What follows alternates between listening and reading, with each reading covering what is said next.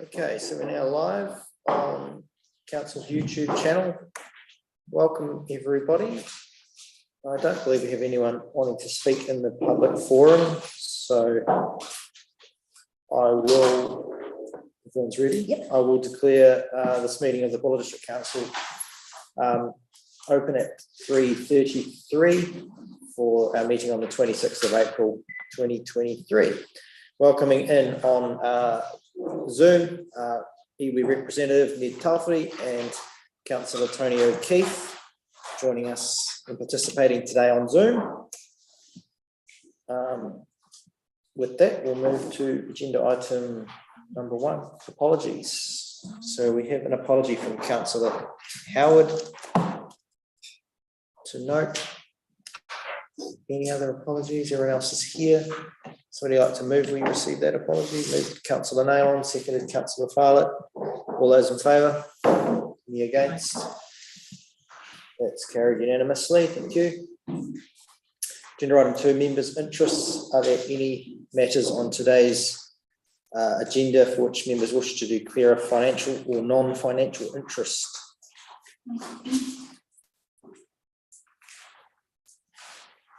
I don't believe I have any. Nothing noted. I move that there are no members' interest to record. Seconded Councillor Weston. All those in favour? Any against? That's carried unanimously. Right, agenda item 3, confirmation of previous minutes. Now, remind me why we had to revisit the 14th of December ones. I know we did. I can't remember the reason, but they're presented here. The public excluded aspect had been missing from the original minutes, so from memory we decided not to approve any of the minutes until both the public and public excluded seats were brought back. Okay, then we're dealing with the public's part of them now, and the rest will be in public excluded. Okay, so we have minutes from the 14th of December 2022 and minutes from our previous meeting of this council on the 29th of March.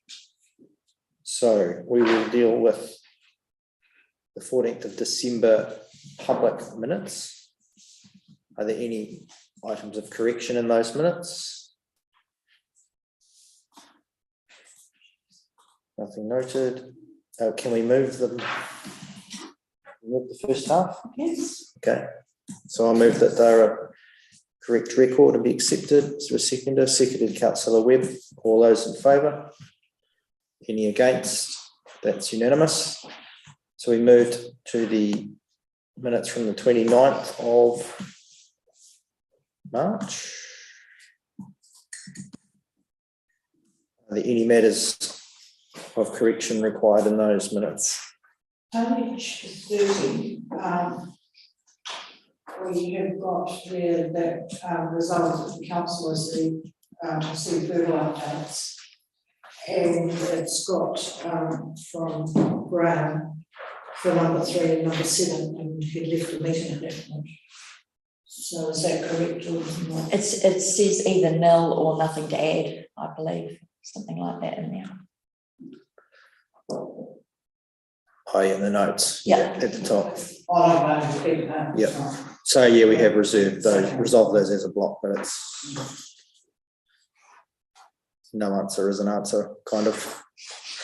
We just noted Councillor Leyland wasn't there. Anything else? Somebody like to move those minutes?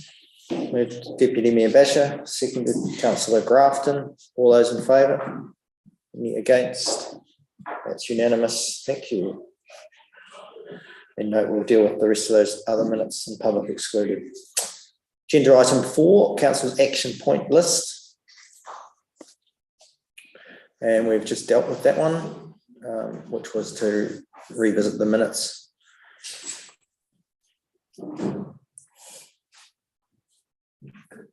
Yes, no other action points, so that can be removed. So I move we receive the action point list with that change or removal of that item. seconded councillor Fowler. All those in favour? Any against? That's carried unanimously. Right, agenda item 5 is the Three Waters Reform Better Off Funding Reprioritised Initiatives paper. Now, there's been some questions and things from councillors which I have provided to staff for updates. So do you want to provide that further background? Yes, Please. can. Thank you. Thank you. So the question was asked around just confirmation about the ineligibility now of the Waimangaroa water supply project for federal funding. So we have again questioned that with our contact today, and they have confirmed that council had already approved funding as a work in progress or through the long-term plan or the annual plan for a particular project, then that project is not eligible for the use of better off funding. So in this case, there has been council funding allocated to the Waimangaroa water supply project, which is why it's now not deemed eligible for the better off funding. Okay. The remaining question was around progress with the project. That's a substantial question to answer in the time we had available before the meeting, but Mike, did you have a brief update you could give? So, thank you. Talking to the delivery team, they're saying that the project will be finished by the end of June, by the end of this financial year. They've got a number of little projects and pieces of work that they need to finish to get that done. And at the moment, they're still looking at being on budget for the $2.3 million that we had allocated, the $1.7 million. So that concludes all the currently approved work for Waimangaroa. Correct. Yep. Okay. What will be concluded by the end of June. Yeah. Okay. Just working at the moment, and then I'll be continuing to do the intake. Yep. Councillor Naylor. Yes, thanks, Mr. Mayor. Not being part of the previous council, what was the 650,000 being allocated to as the one? So as to be, well, my understanding was to be applied to the project generally, and that's where the stumbling block has come. So so it's a part payment of a $2.3 million package of work. And so what we've discovered as we've got through the process for this, what the advice just received is that because it's been approved through council, then effectively it's you already had it funded, so you don't need the funding. So it wasn't specified, it was just overall. Well, the 2.3 was specified for a list of things. Yeah. And just in terms of the previous message that we got, that it was subsidising rates. And I look at all the other projects and they're all subsidising rates in their own way, so not really a relevant explanation of them.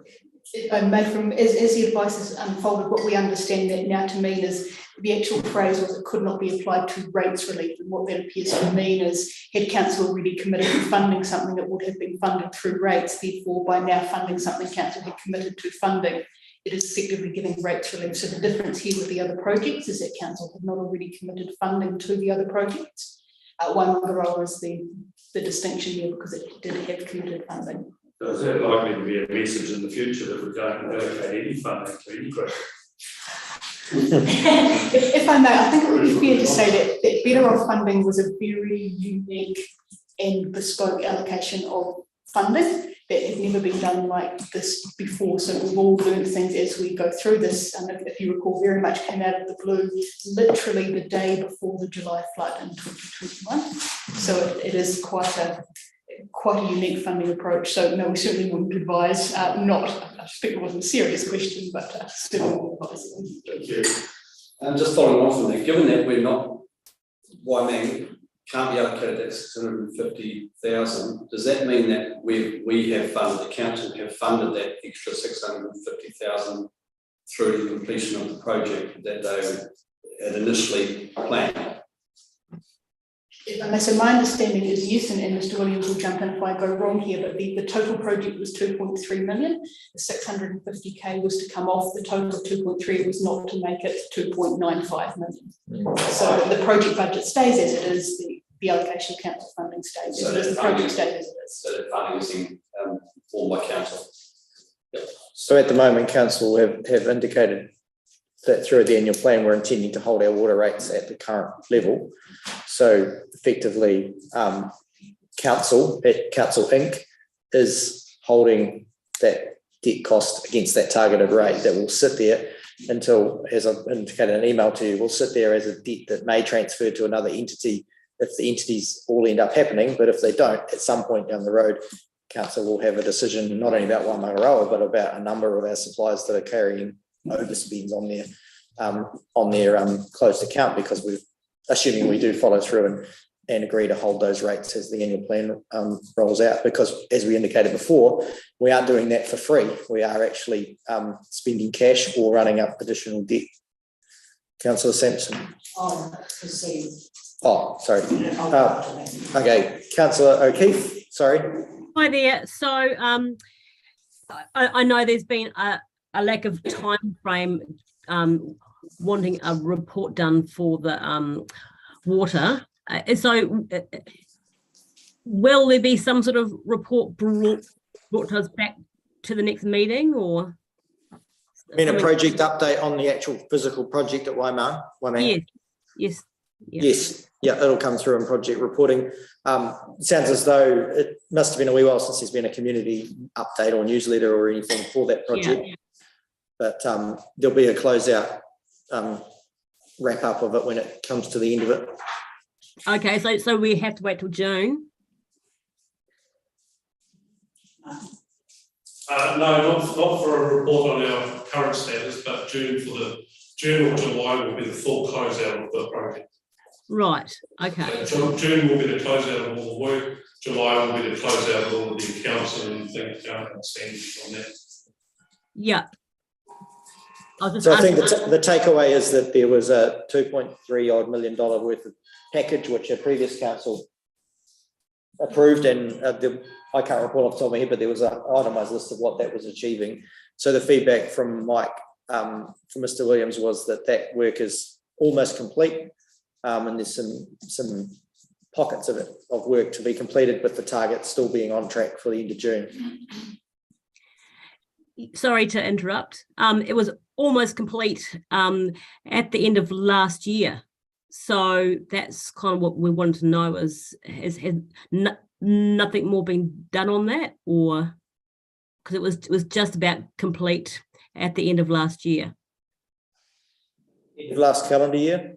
Yeah. Oh no, sorry, towards the December, it was said it was just had to wait for Dock Road.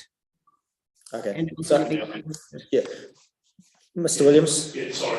Yes, that was correct. The Dock Road has now been negotiated. We're able to continue with the work stream from Coles Creek Road up to the intake now. So we've got that portion of work underway, which was the piece we were completed to most of our up to there, apart from a few of the side streets that we were working on. A couple of those have now been, we're not progressing with those because the current pipe work in that ground, and this will come out in the full report, is adequate. That we replacing them now would be premature and a waste of money. Okay. Probably having savings of around 150k for that. So instead of spending 150k, we're not better off spending that on pipe that will still have 30 years of life left in it. Right. So we'll wait to the full report in June, July then. Okay. Thank you, Mike. Councillor Sampson. Just to carry on from that report, as I had suggested, we were to get reports at our council meeting, so I would like to see one next month, a monthly report until its completion, if we could please. But just going on for that funding, I actually feel quite remiss that I was part of the council that back in June, April, when we had the list of projects and preamble to go with all those projects, that we left Waimangaroa empty, and I just think I would like, well, I still would like to see what was actually put in as far as the application went, because I hear what you're saying, that because the project was already finished, it started, but I'm not buying that 100%, but that's what they've come back with. And so, you know, for $650,000, still, I fully understand that we've got the holding rates the way they are. And a month ago, it would have been that Three Waters would have taken over and it may have sort of worked out.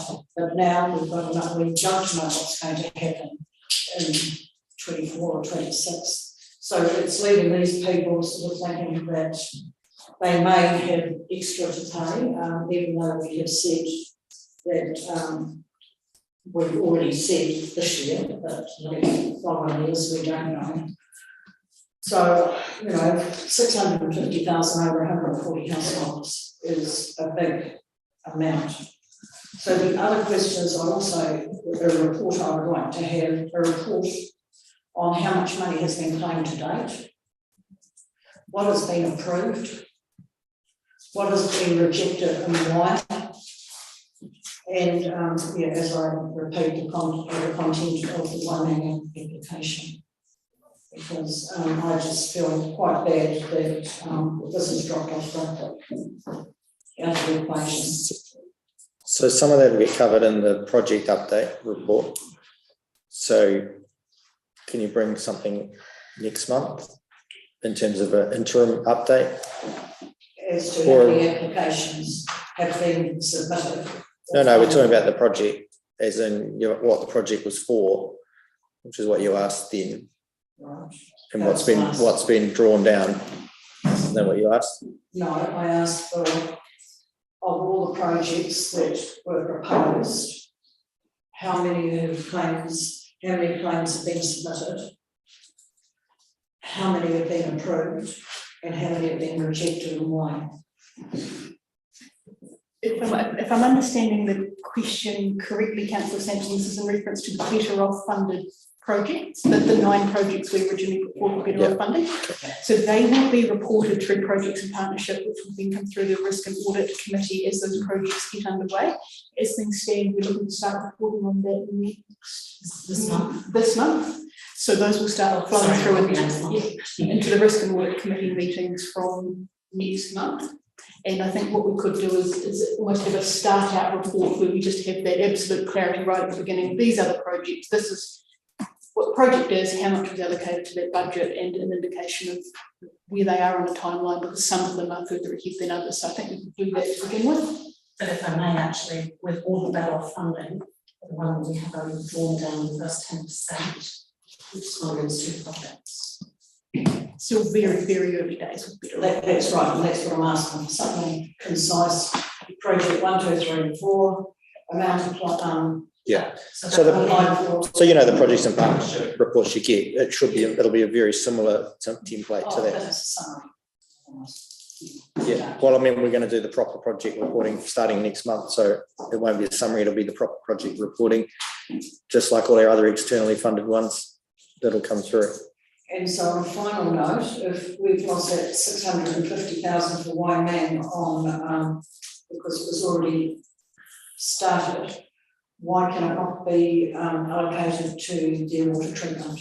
Because that's always been something that's an add-on when you can afford it. It is not in the budget as yet.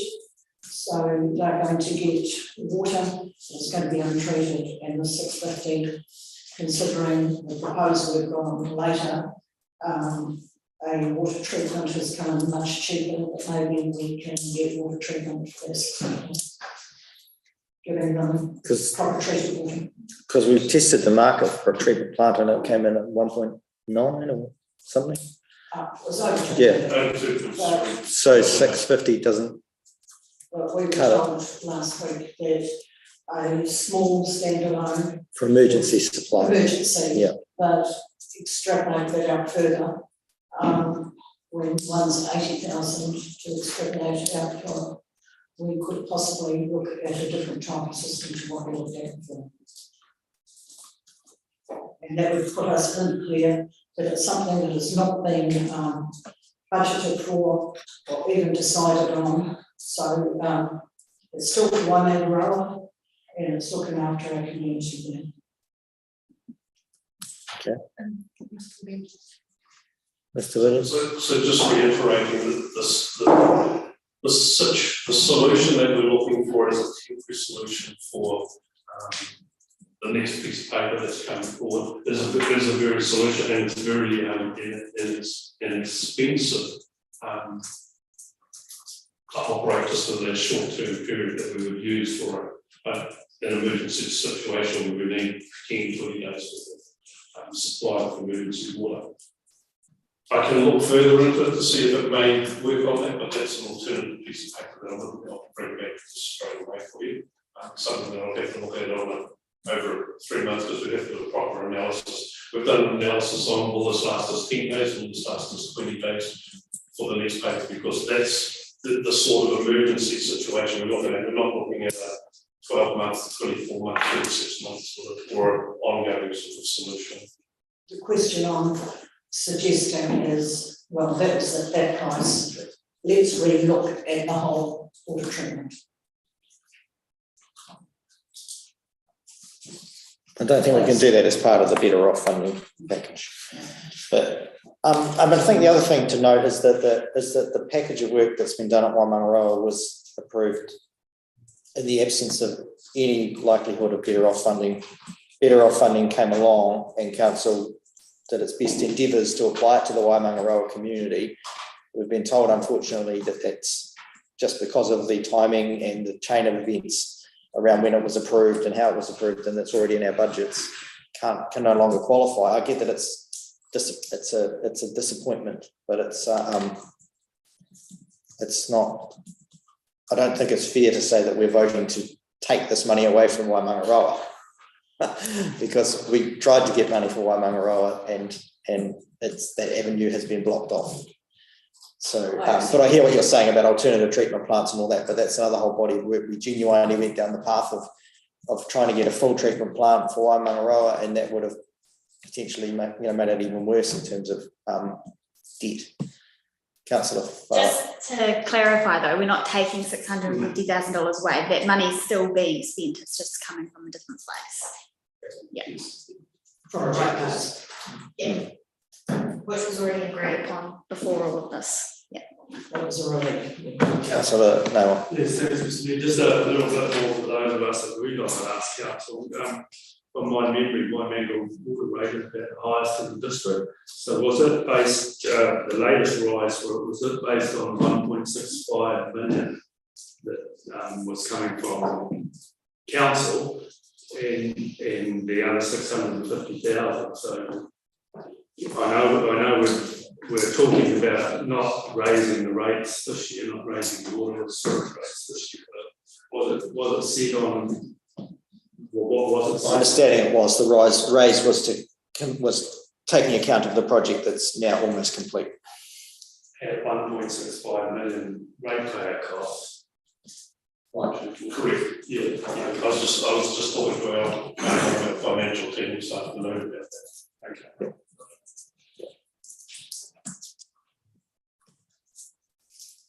Accept this, Councillor Sampson, I accept there's a certain amount of happiness around all of this, but there's some stuff that we actually can't promise because we don't know. There are things shifting and changing in the whole Three Waters reform space. So we're, other than saying we're committed to holding water rates this year, I think we've been quite open in saying that there might be a crux point coming next year or the year after, or even later this year, where we actually face the reality of what these services are actually costing.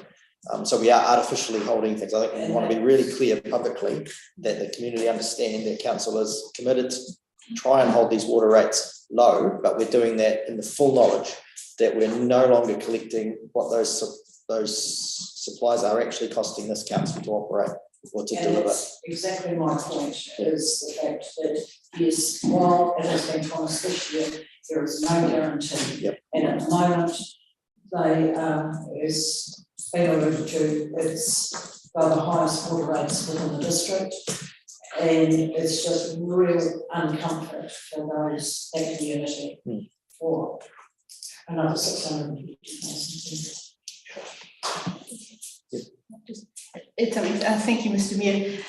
Subject to further discussing this through with my colleagues, in the next paper we do talk about with the Westport emergency works, they need to do a little bit further to get that shovel ready, if you like, and also do further investigations on that treatment system that's suggested there. So taking on board Councillor Sampson's suggestion, one thing we could do, assuming that work is approved, is run that same study on the Waimangaroa situation as well, so we could actually determine whether a system like that would be feasible. So just taking on board the feedback you've just raised around, well, what sort of system do we need, so there would still be some benefit to the Waimangaroa community from that funding, albeit significantly less than we'd originally hoped, but certainly taking that feedback and working with. Well, the bottom line is they've got the highest rates of untreated water and no future having their water treated.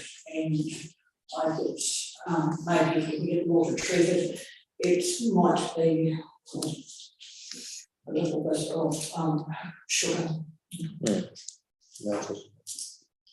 Okay, Councillor Reid. Thank you, Mr. Mayor. I think everyone's aware of my feelings on this through internal email, so I just want to put that out there. I believe Waimangaroa as a result of this has been thrown at the wolves, and I think I've backed that up by my emails. But in terms of projects that have not started, I'm hearing that Waimangaroa already started, but I look at the bottom here of the original table, Westport Water Supply Program of Works to ensure continuous supply of Westport water, 750,000. We've been working on the Westport water supply for quite some time. New trunk line, new trunk pipes and everything. For some reason, the 750,000 for Westport has been allowed, but for other reasons, the 650 for Waimang, who I had, I cannot remember the timeline now, I haven't looked at it. They, Cons Creek Road, as a result of weather events, was blocked. There was no access to it. We had to wait on dock permission to be able to get there. One of the criteria for the Better Off funding tranche 1 was the well-being of the communities and many others. All of a sudden I'm starting to hear, well, hang on, you've already started doing this project, so therefore we can't give you now 650,000, but it's for the well-being. Yeah. So just, you might have, I've added two things in there. no, but it was explained before. So the difference is that the Waimangaroa project was approved through council's normal financial, through the annual plan, long-term plan. So pre-approved finance-wise, the 750 we're talking about for Westport is new money. So if I may, there might be a little bit of confusion in the wording there. It's not whether or not you had put a spade in the ground, it's whether or not you had committed funding to the project. So if we had funding in the annual plan or the long-term plan for a project but hadn't put a spade in the ground, it would not be eligible for Better Off funding. If we had no funding committed for the project but had put a spade in the ground, we may have been able to argue to get Better Off funding for it, but we may also not have because that could be seen as having committed to the project. So it's not whether or not we started physical works, it's whether or not we had committed funding. In the case of Waimangaroa water, funding had been committed. In the case of the Westport water supply project put forward, that is a distinct piece of work, completely separate from the broader work that's always ongoing with Westport water supply, hence why that's different in this case. Yeah, thank you, Mr. Mayor. When the long-term plan was adopted in June 21, June 21, prior to the events, subsequent events, I mentioned before about the Cons Creek road being out of commission. That wasn't until July, I believe it might have been about February 22 or even later. That for me was the work to rectify all of that, to be able to stop these, what they have at the moment, continual well notice, water well notices. I believe that this work here was over and above what was in the long-term plan, because we have not factored in these additional climate events that subsequently occurred. So I'm at a loss as to why now we put the 650 forward, and yet somehow DIA are saying, oh, you've already put this in your budget, in your long-term plan. But what I'm trying to say, the project didn't change. The project was approved. There may have been a subsequent paper came to council to approve additional funding. So it wasn't identified all in the long-term plan. There was a paper at some stage came that identified an additional funding that was approved through previous council, it must have been. So that work interrupted the timeline of delivering that work, but the actual job of putting a pipeline up Cons Creek Road didn't change. It just meant they couldn't do the bit from the slip further up until such time as they gained access. So that's the bit that Mr. Williams was talking about before. But the scope of the council project didn't change. So the work was, as I understand, is being delivered as was planned and as subsequently resolved by council to add budget to expand it. Because we were looking at lots more things. We were looking at treatment plants and storage tanks and things, and it got pruned to a manageable budget because it was basically getting to be unaffordable for the Waimang community. Some would argue it already is. But so that's the explanation around that.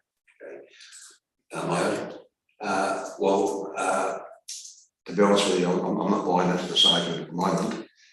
So I'm going to go back to the original in terms of the 650 and the agenda item was better funding, better off funding, reprioritise initiatives. That's the objective of this particular agenda item. Yep. So prior to tranche, as I've said in an email, prior to tranche 2 being cancelled, we've had no mention about these critical, if you like, aspects of the Westport water. Now, I don't need anyone to tell me what has happened since. So I've been reading the newspaper. We've had opportunities. Mike Duff produced a paper back in June 22. I'm not aware that he had a table, a schedule. In December of 2022, we've had water shortages up wherever it is, Charles Creek.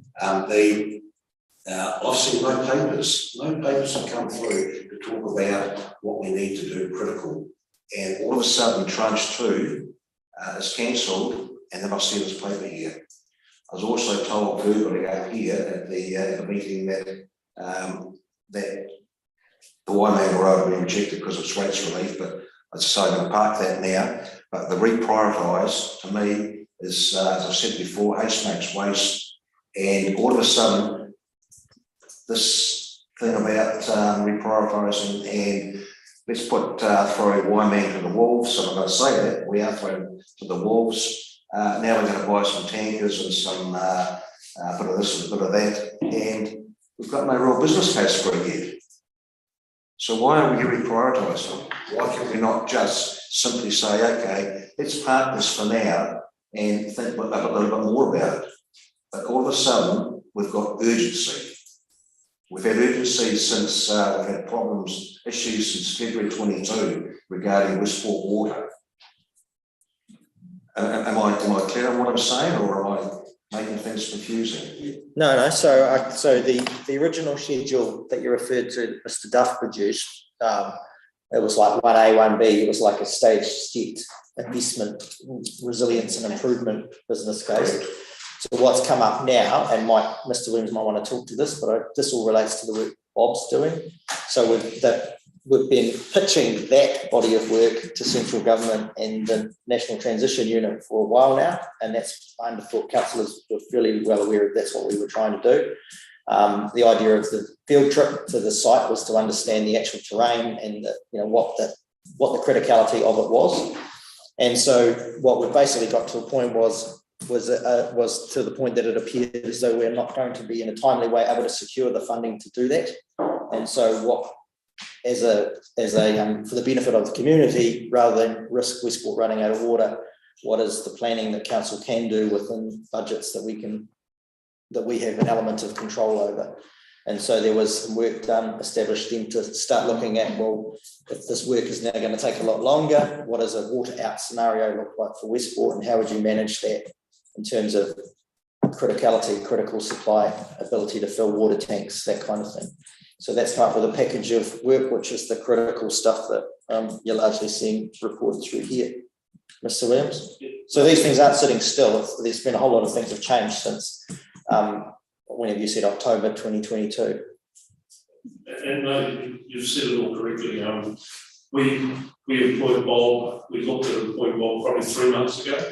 We managed to get him 6 weeks ago, I suppose, on board to undertake this, because we've been watching our water intake and our water levels drop to critical, what we call critical levels. When we get down to 5 or 7 days of water supply for Westport, we deemed it as very critical for us.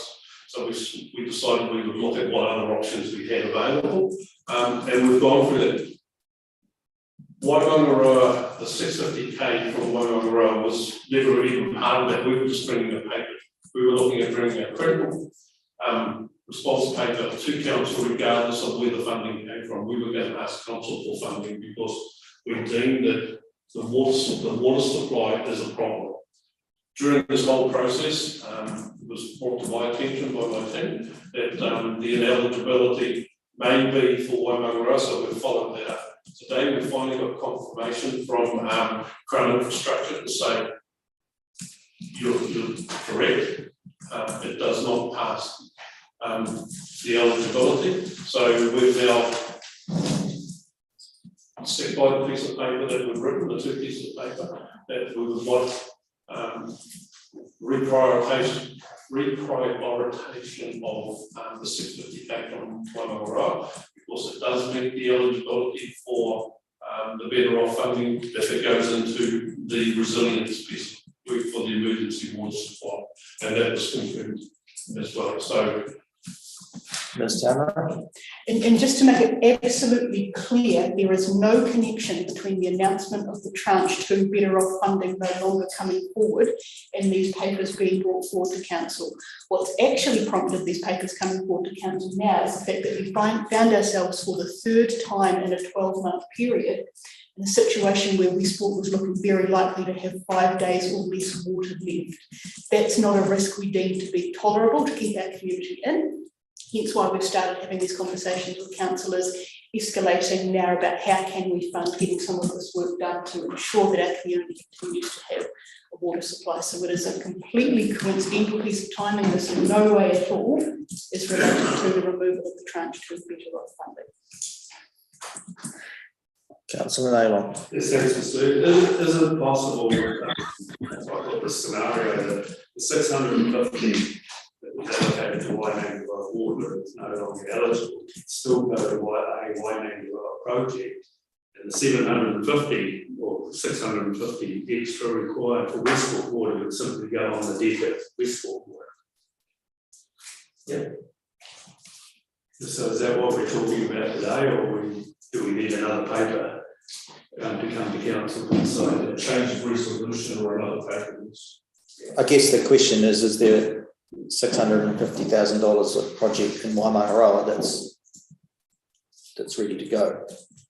Not currently. We would have to look at how we would invest $650,000 into Waimangaroa so that it didn't compromise any of the other pieces of work that we still have outstanding. So.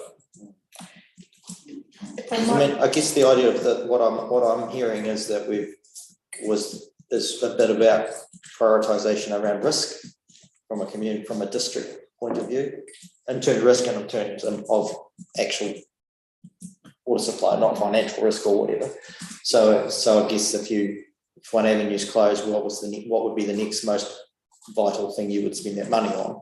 And I'm hearing from my team that that's Westport Water critical investment package.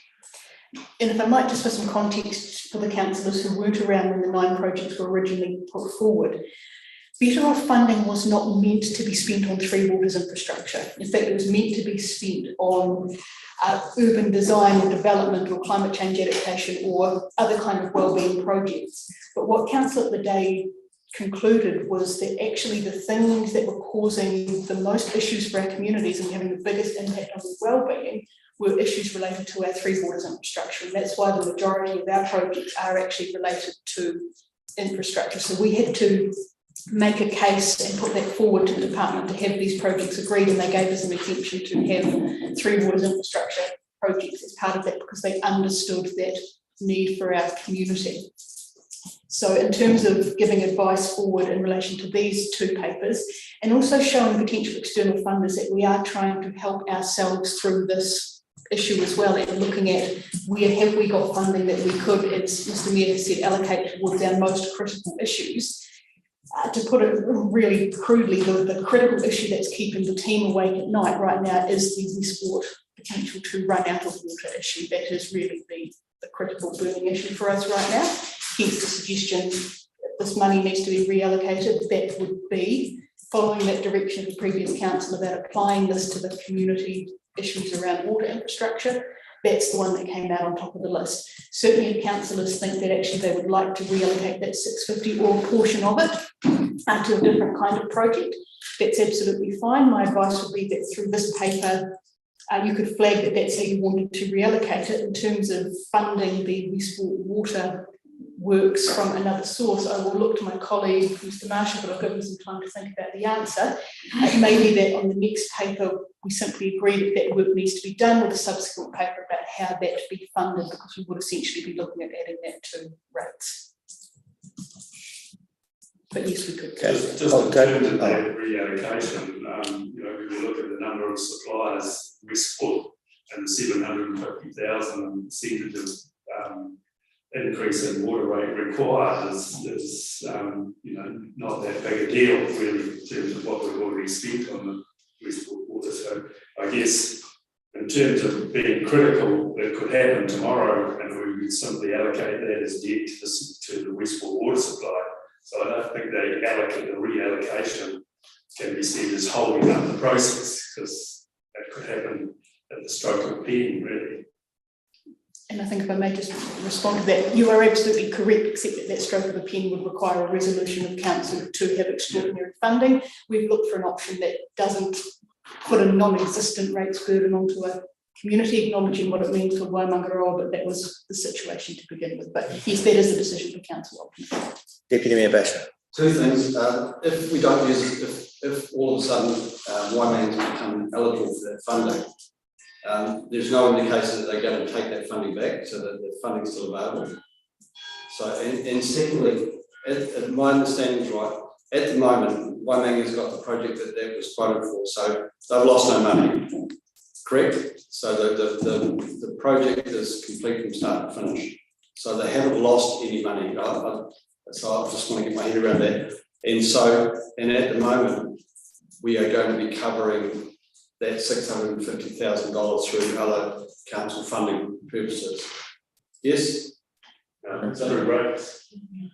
Well, I thought they were, yeah, okay, through rates. Through water rates to Waimangaroa. Oh no, we're holding water rates as they are, so we're running up debt to Waimangaroa, as we do to a number of our. So that means that if we reallocate some other work to Waimangaroa, which is in addition to the project that was there, the only way we could fund that then is through more council funding or rates or whatever, correct? So, because at the moment it's 650,000, but if we do anything else then it becomes higher again. Because there's 750, it's out of the better funding.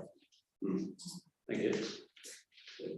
Did you, Councillor Reedy, then back to you. Thank you. This will be my closing comments or some of you. Even I appreciate it as well.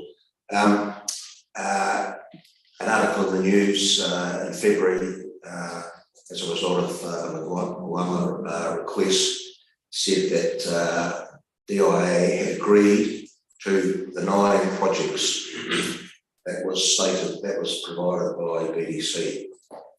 Penny, with due respect, has also in the paper here said that Council and DIA approved these 9 projects that we've got. DIA approved, they said okay to these, and all of a sudden I'm hearing that no, you cannot do that, because we've gone through your long-term plan and seen that you've got it already budgeted for. Now, why would they approve, or why would someone at BDC say that this money was approved and now come out and say that DIA have now had another look and said, oh, you've already included this in your budgets? And my timeline isn't working here, and I'd like to know why there's been a change to what DIA approved, and now it's saying, no, you cannot do this. 6 months after, or 3 months after, the fact that we were told that DIA approved the 9 initiatives that had been put forward for approval. What's changed, please? Yeah.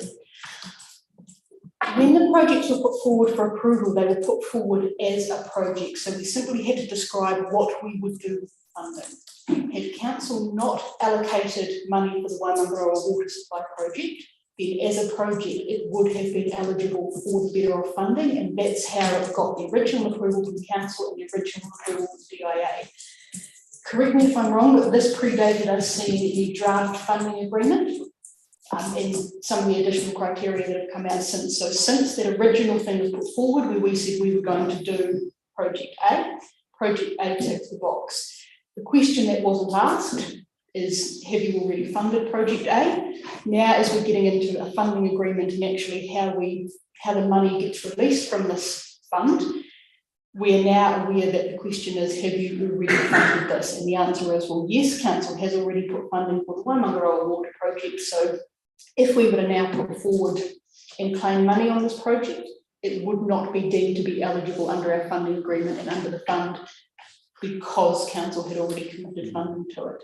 Some of this is a victim of process, how these things work. The application process initially is quite high level, but when you actually come to draw it down, it's not actually a lump sum. My understanding is it's drawn down on as you meet milestones in the project based on whatever the funding agreement is agreed. So the funding agreement comes quite a way down the track. So when it gets down to tin tax on this particular project, it was like, oh, okay, well, the way we were going to do that, actually, they're not going to sign those invoices off because there isn't invoices that's already been paid. So. Okay, just finding here.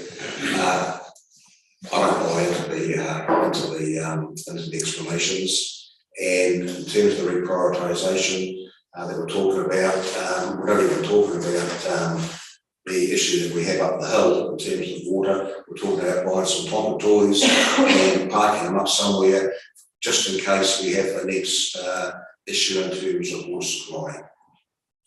And we've got no business case for it.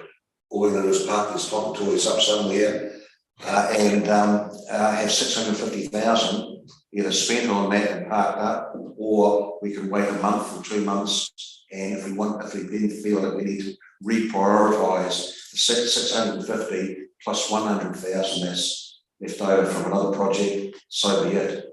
But to rush in there and try to reprioritise on some on what's been suggested, I just don't buy it, I'm sorry.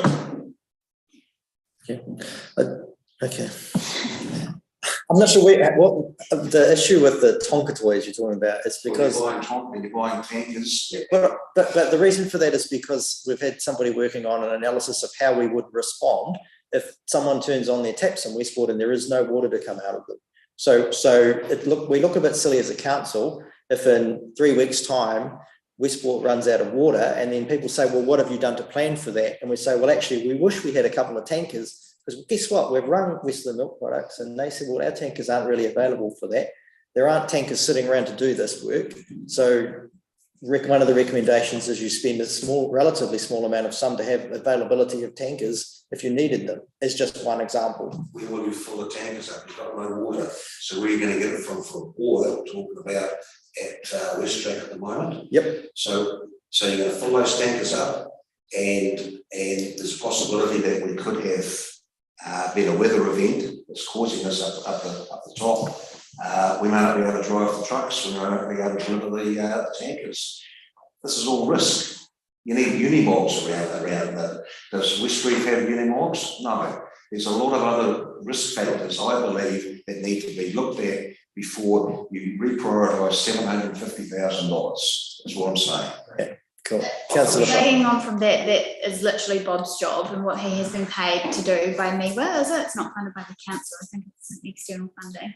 Bob's literally, his job is to look at the best mechanism to provide us with water if we need it. So that's his job, to take all those risks into account and give advice to council, which is what they've done. Exactly. So he's gone around town looking at bores, and that's what some of the other items later in the agenda are about. Critical water supply that would allow potable water to be drawn from local bores, which could fill a tanker thing. I haven't seen it, but Bob has sat down and worked out where tanks might sit, how you might fill them. I mean, none of these are very great scenarios, but I mean, the reality is you can't activate a plan like that in 5 minutes. Anyone that's anything to do with emergency management takes time to mobilise how you would roll a plan like that out. But up until recently, we didn't really have a solid plan. We had an idea of what might happen. We certainly didn't have any tools and equipment to execute any of it. And again, you're right, this thing might be parked up and we never run out of water, but we're going to look a bit silly if we could have done something and we didn't. And that's effectively what you're suggesting. Councillor Sampson. I'd like to move that we're going to reprioritise that money Waimangaroa is left there, so we can, because there is a motion, and I hear exactly what was said, that we funded the money for Waimangaroa except for the treatment plant, and that was the motion that is there. I think we used some word about gates or something, to say that when we could find other money to fund the treatment plant, that's what it could be used for, and I suggest that's what we do. We don't reprioritise, and my motion is that we don't reprioritise the Waimangaroa money at the moment. I'll second that. Okay. Did someone else have their hand up? No, it's first moved and seconded. Oh, sorry, Tony. Hasn't been moved and seconded. Councillor O'Keefe. Oh, I was just reiterating and asking, so have we agreed, I think for peace of mind, it would be quite good to have evidence from DIA to sort of state that why and that and then the money has been rejected. I think that would be good for peace of mind. Would that be a possible thing to show actual physical evidence of why? We could seek that in a letter from them. It's been told to staff today in a conversation, so we certainly have had that confirmation from them, but it would make people feel better to have that. I think it would.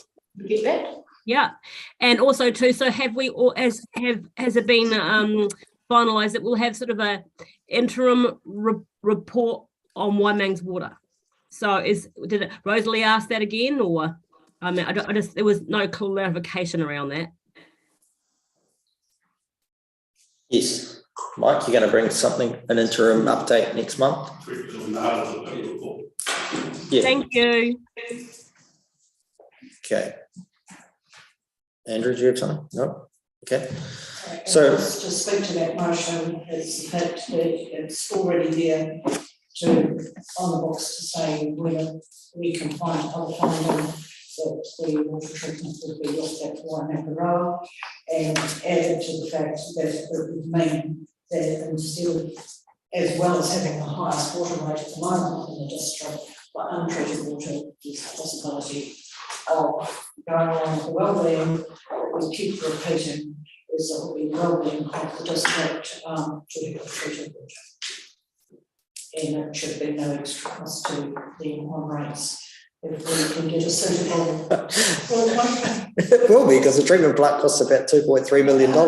So the other an appropriate treatment plant, and it's nothing to say that it's going to be spent on, because I'll talk to the appropriate people at a later date. I have evidence that it does not. Cool. Okay, so we need to get the wording of the actual resolution nailed. So you've moved, just because I don't think you've got anything down, have you? Not really. Okay. Sorry. Yeah, Waimangaroa, 650,000 first proposed for Waimangaroa is not reprioritised at the moment.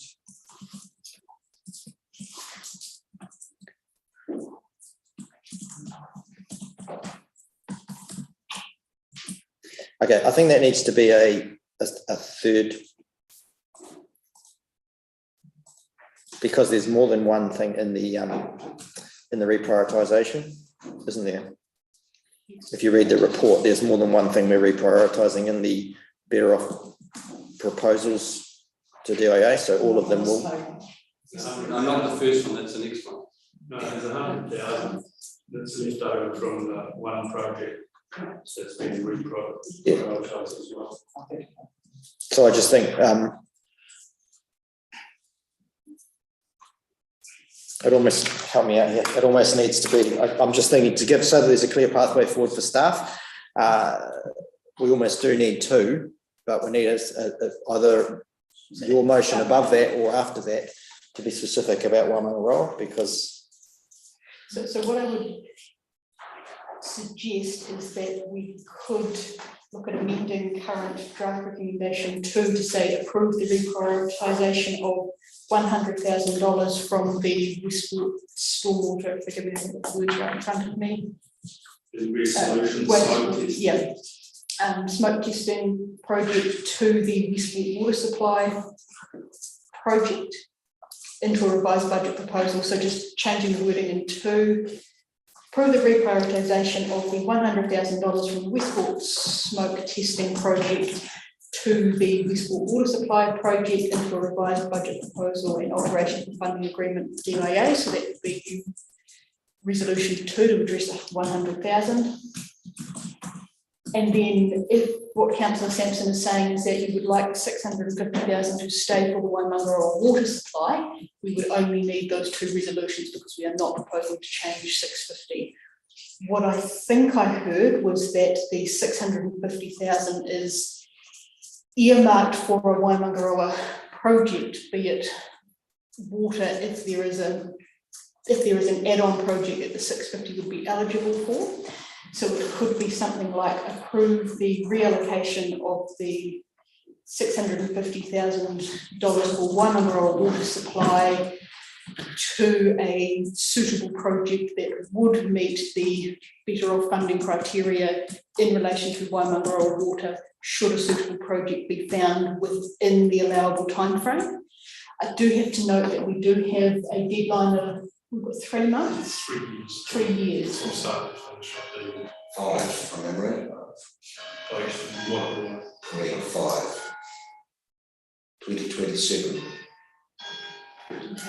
We would need to just absolutely clarify from memory, there was a date we had to have locked in the projects by, different from the finish date, but sorry, I don't have it off the top of my head. If you want to refine it to that degree, but the essence of it is that 650 stay within Waimangaroa to find a suitable scheme within that time. So your words are tidy in mind, so I'm happy to go. But it did capture the essence of what you were. So is there then the chance of losing it completely? Sorry? There is the chance of losing it. No.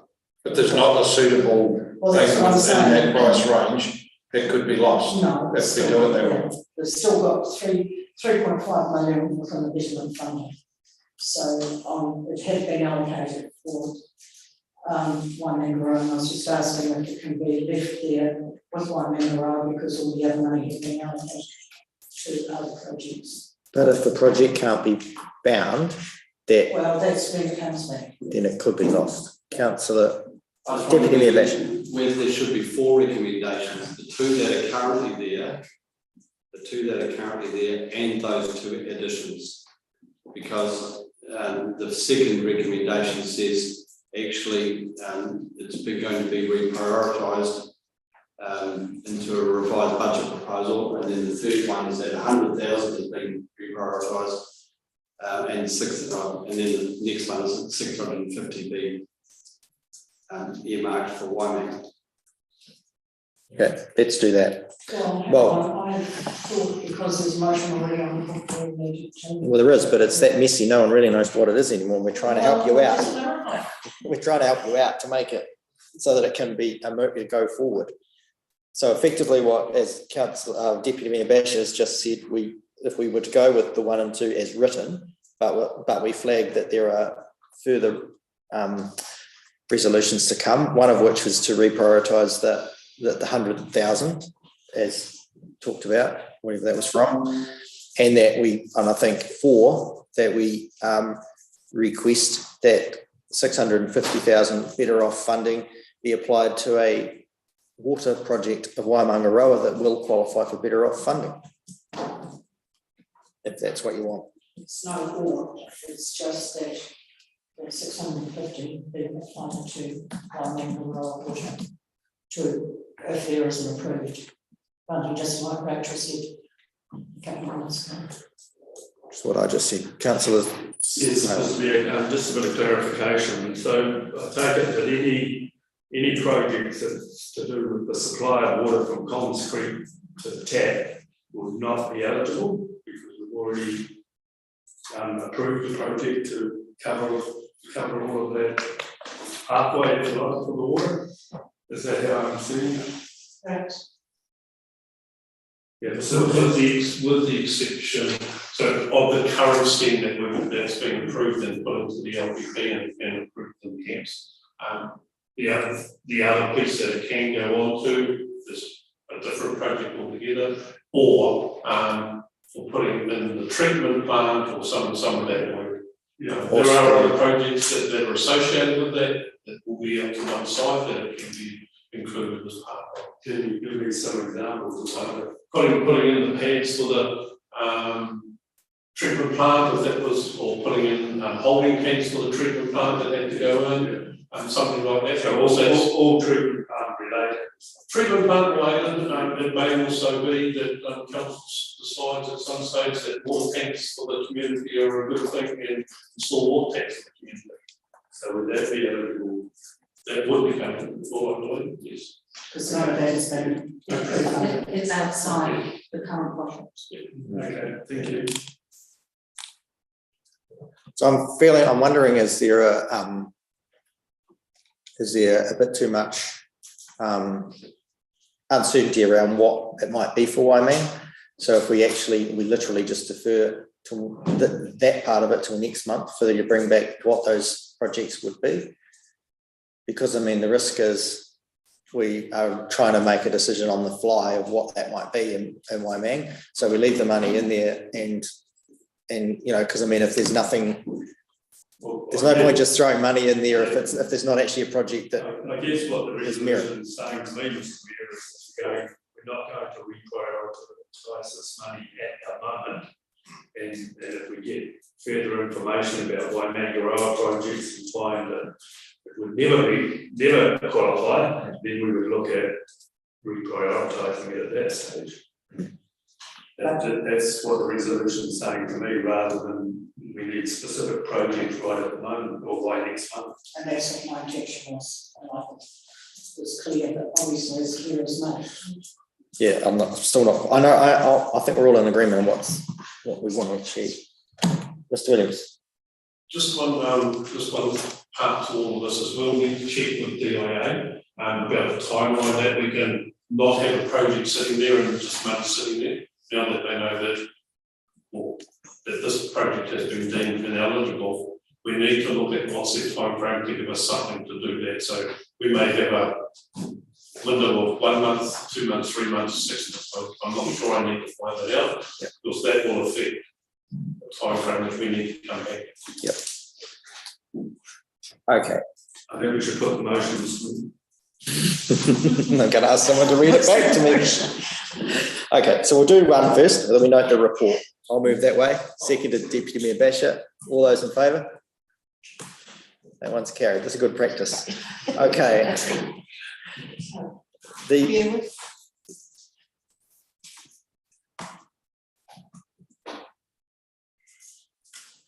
So I think too, well, I know your one's been put, but it was unclear exactly what the wording was. So just bear with me. We're intending to try and enable what you suggested. If I may, Mr. Mayor, to be helpful, so to address the 100,000 underspend on the smoke test project. to put towards the Westport water supply project. Approve the reprioritisation of the $100,000 underspend on the stormwater wastewater Westport project to the Westport water supply project for inclusion into a revised budget proposal and alteration of the funding agreement with DIA. So that's moved councillor Nawal, seconded councillor Reedy. All those in favour? Right, that one's carried unanimously. Thank you. Cool. Thank you. And now to deal with Waimang. So in terms of Waimangaroa, you're correct in the fact that as things currently stand, that 650 is earmarked for a Waimangaroa project. I think you're right, Mr. Mayor, in terms of deferring what that resolution actually looks like. We don't need to solve that today if we are not putting that funding towards the Westport water supply or another project in Waimangaroa. So I think the best thing for us is to take the time and bring back some thought through wording around what that could look like, what other projects might actually meet that criteria. I don't think we need to change what's currently on the table in order for us to do that. Councillors are comfortable. We could record in the action point with the agreements of the chair that this will come forward in the May council meeting. Can I, what, I was just going to suggest, can we just then, councillor Sampson, I'm going to suggest that we note what you've said so that it's on the, so that council notes that this leaves $650,000 of better off funding allocated to the Waimangaroa community for a project yet to be determined. And instructs the acting chief executive to bring a paper back. And that's what the motion was. Yeah. And you could second it, and I'd like that to go forward as a motion. Yes. So do we get that one? So council notes that 650,000 of better off funding allocated to the Waimangaroa water supply.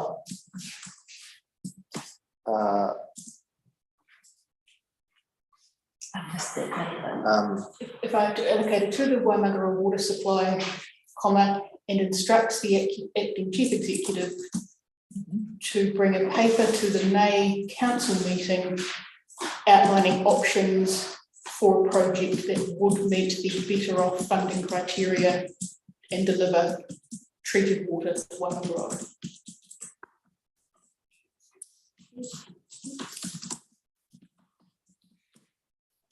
I'm just wondering if you add that treated water, does that make it quite difficult for staff? Because there may be a whole element of package there that yeah. Don't you think? I mean, then it gets quite specific. Yes. Okay. So I'll just read, I mean, I'm not trying to put words in your mouth, councillor Sampson, but we have to have a resolution that everyone understands. Yes. So council notes, so this will be recommendation 3. Council notes that this leaves 650,000 of better off funding allocated to the Waimangaroa water supply, and instructs the acting CEO to bring a paper to council outlining options that would meet the better off funding criteria. Are you happy with that as the mover? Are you happy with that, Mr. Seconder? Correct, thank you. Moved and seconded. I'll open it for questions. I'm just, you know, maybe I'm feeling like Ebenezer, but we applied for the better off funding for particular projects, and so the funding for the Waimangaroa was based on a particular project. The project was completed, it just wasn't completed through that fund. So I'm not sure why it should be now targeted at Waimangaroa, and the next paper is about an urgent fix, that's something that has to be done, and how we pay for it, you're going to have to pay for it some way, be left or right or some pocket. Why wouldn't we approve a project that is eligible now for better off funding, get that work done? If we want to spend, you know, 650,000, that's the feeling of the council. They think that 650,000 is there. Then you can approve it out of council fund, because something's going to have to be approved out of a different way. But we've got a project that does meet the criteria now. It is an urgent fix. I don't understand why we just don't do something that is already approved. And if Waimangaroa, and I'm nothing, no disrespect to Waimangaroa, they've had a project that's been completed, but if it needs more work, then we have to find some money for it somewhere, but we've got a project that's better off funding ready. That has been identified as an urgent fix for Westport. Yep, that's exactly the counter argument to this motion. And I guess, reinforcing the argument for the motion is that 650 in the future would be borne by 140 suppliers at Waimangaroa, not by the general rate player. And so I guess that's my reason for saying in favour of 650 being the Waimangaroa. $650,000 on the Westport water supply per supplier or consumer is a lot less than what it would be in Waimangaroa. If it was coming from the general rate, I could agree with but given that these are specific targeted rates, the financial implications for either way is a lot more onerous on the Waimangaroa consumers than it is on the Westport. But a counter to that is, let's remember that the $3.5 million is the district's money. It's not Waimangaroa's money. So how we apportion that? I disagree because I don't see any angle. Yeah, but I mean, it is the district's money. I mean, that is the counter argument. Councillor Fowler. And further to that 650,000, wouldn't it be better spread amongst all of New Zealand when the Three Waters does go through? So that's just another argument to chuck in there. Okay. Motion. Moved and seconded. Do you want a right of reply, Councillor? Okay. No one else? Okay. All those in favour? We've done the first two, haven't we? Yes. All those in favour? Of the number 2 or revised number 2? Of 3 as read back. So council notes that it leaves 650,000 of funding allocated to Waimangaroa water supply and instructs the acting chief executive to bring a paper back to May Council outlining options that would meet better off funding criteria. Moved Sampson, seconded Reading. All those in favour? 1, 2, 3, 4. All those. Oh, sorry, Tony, 5. Oh, 5, yes. Sorry, hands up again, please. All those in favour, sorry. 3, 4, 5. 5 with Tony and Ned is in favour but doesn't count. So 5 in favour. All those against?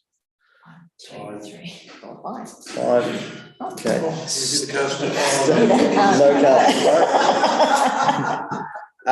So the motion is lost. So the status quo remains. It's 5 all. There's No casting vote. So why is it lost as opposed to? Because it wasn't one. Status quo remains. Status quo remains. Status quo stays allocated to Waimangaroa.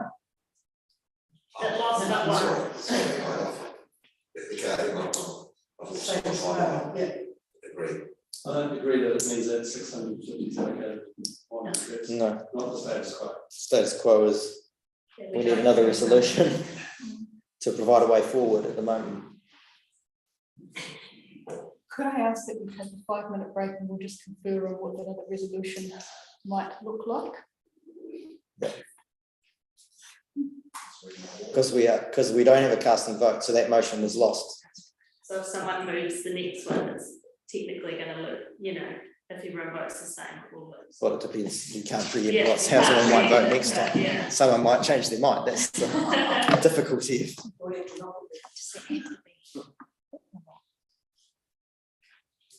That one's already been put. Well, with a slight alteration. Oh, with the 100,000. Yeah. Okay. You could put it as it is written. And just, if you want to. Are we taking a 5-minute break or not?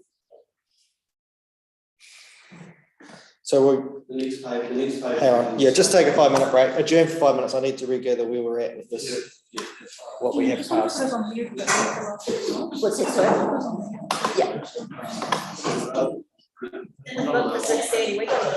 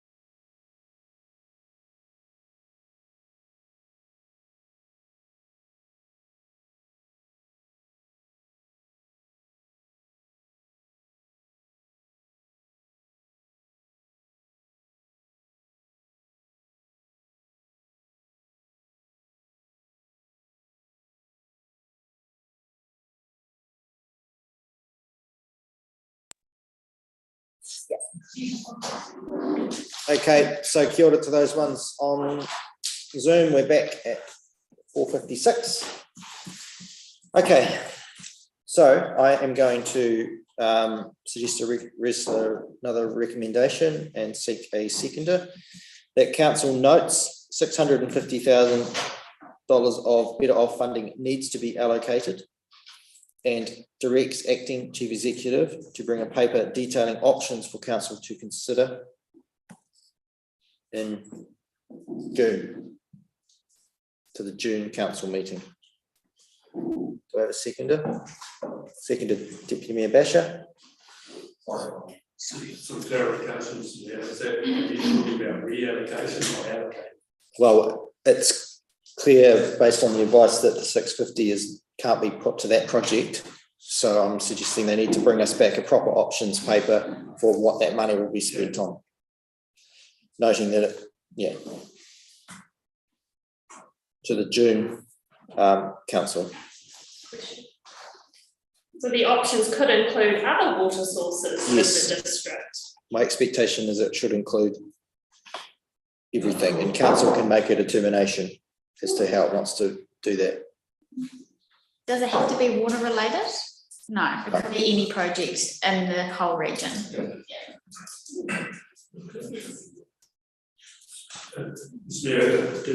During the break, did you get any clarification on timelines and availability of that fund? So that's the reason why we've pushed it out until at least June, because I think it's going to take a bit of time to iron out that. So there's a whole lot of projects that can carry on, but there's this piece we need to. So can we have an assurance that time limit won't run out before we go? Oh, I'm pretty confident it's not. So we will talk to DIA and see what reprioritisation timeline is. So that is something we don't know. We know we were going to be talking to the May to reprioritise, so we'll just need to check the rest of that. Thank you. Okay, so that's moved and seconded. I don't intend to deal with that, speak to that anymore unless there's anyone wants to speak against that motion as suggested.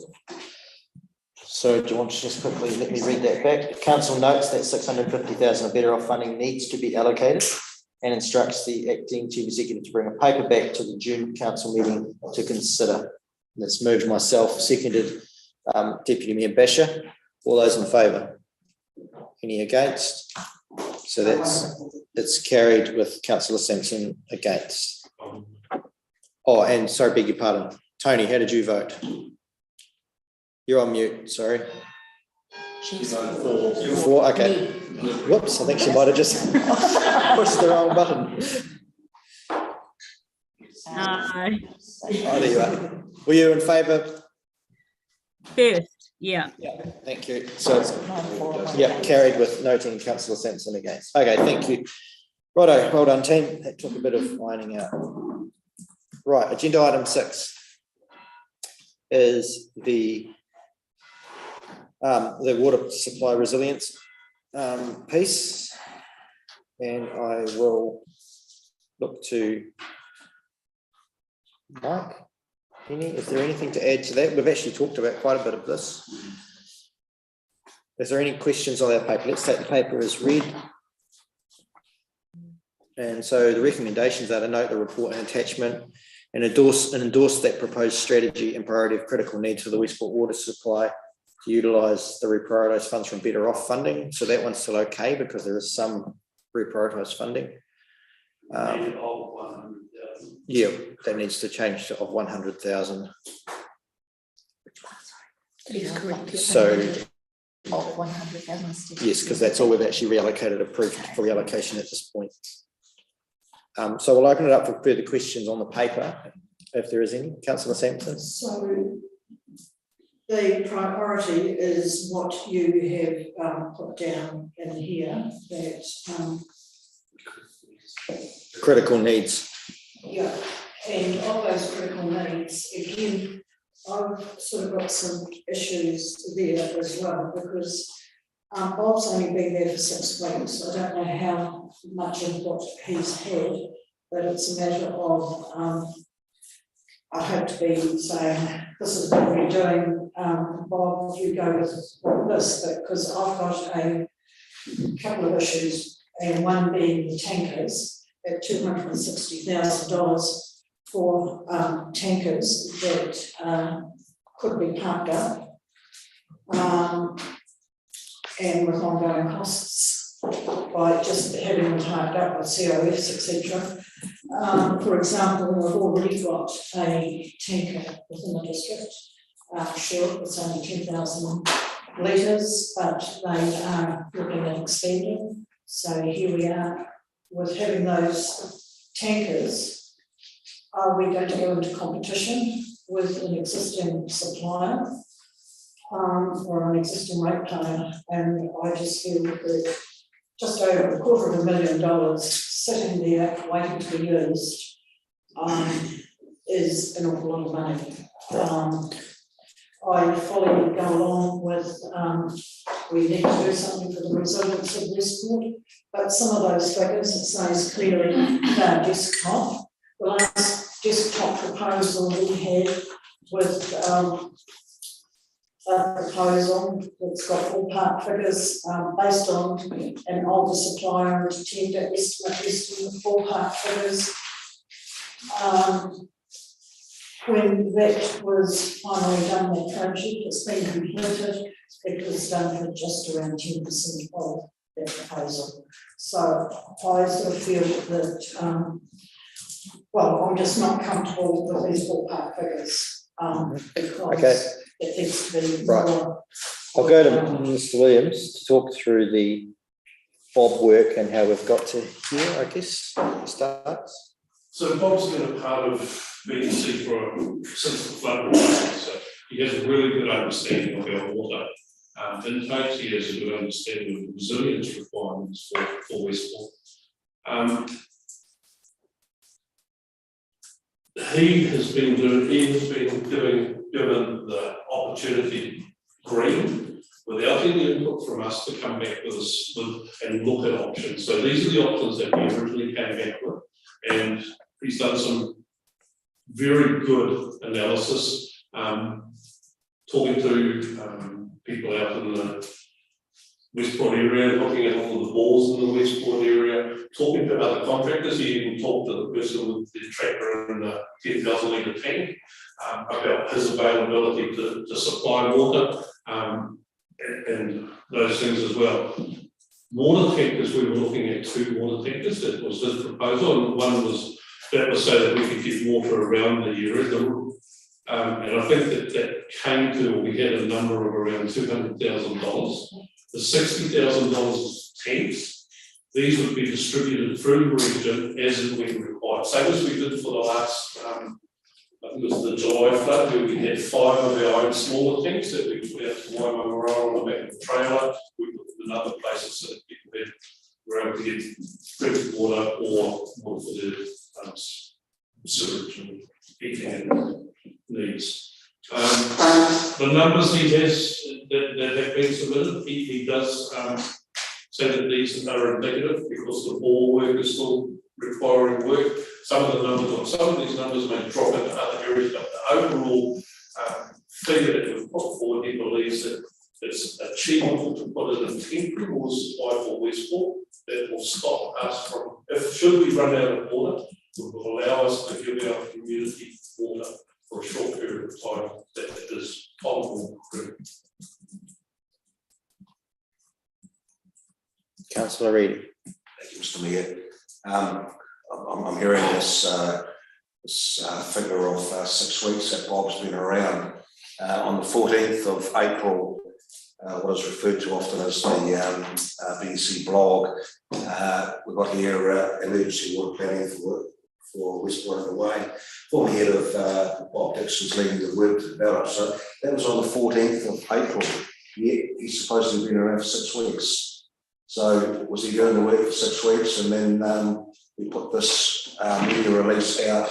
Yes, 100%. So the reason we did that was because he was at the stage of his work when he was starting to go and walk up people's driveways and knock on their door and ask for access to their bore and such like. So we were concerned that the community would, it was becoming public, his work. So what we didn't want to do was have the community believe that there was a sudden change and we were about to run out of water, and this was all part of a planned bit of work to bring through. So that was why the work was well underway by then, but he was at that stage where he was literally talking to people about water tankers and availability of trucks and all of that sort of stuff. So the actual operational aspects of how you might execute a plan.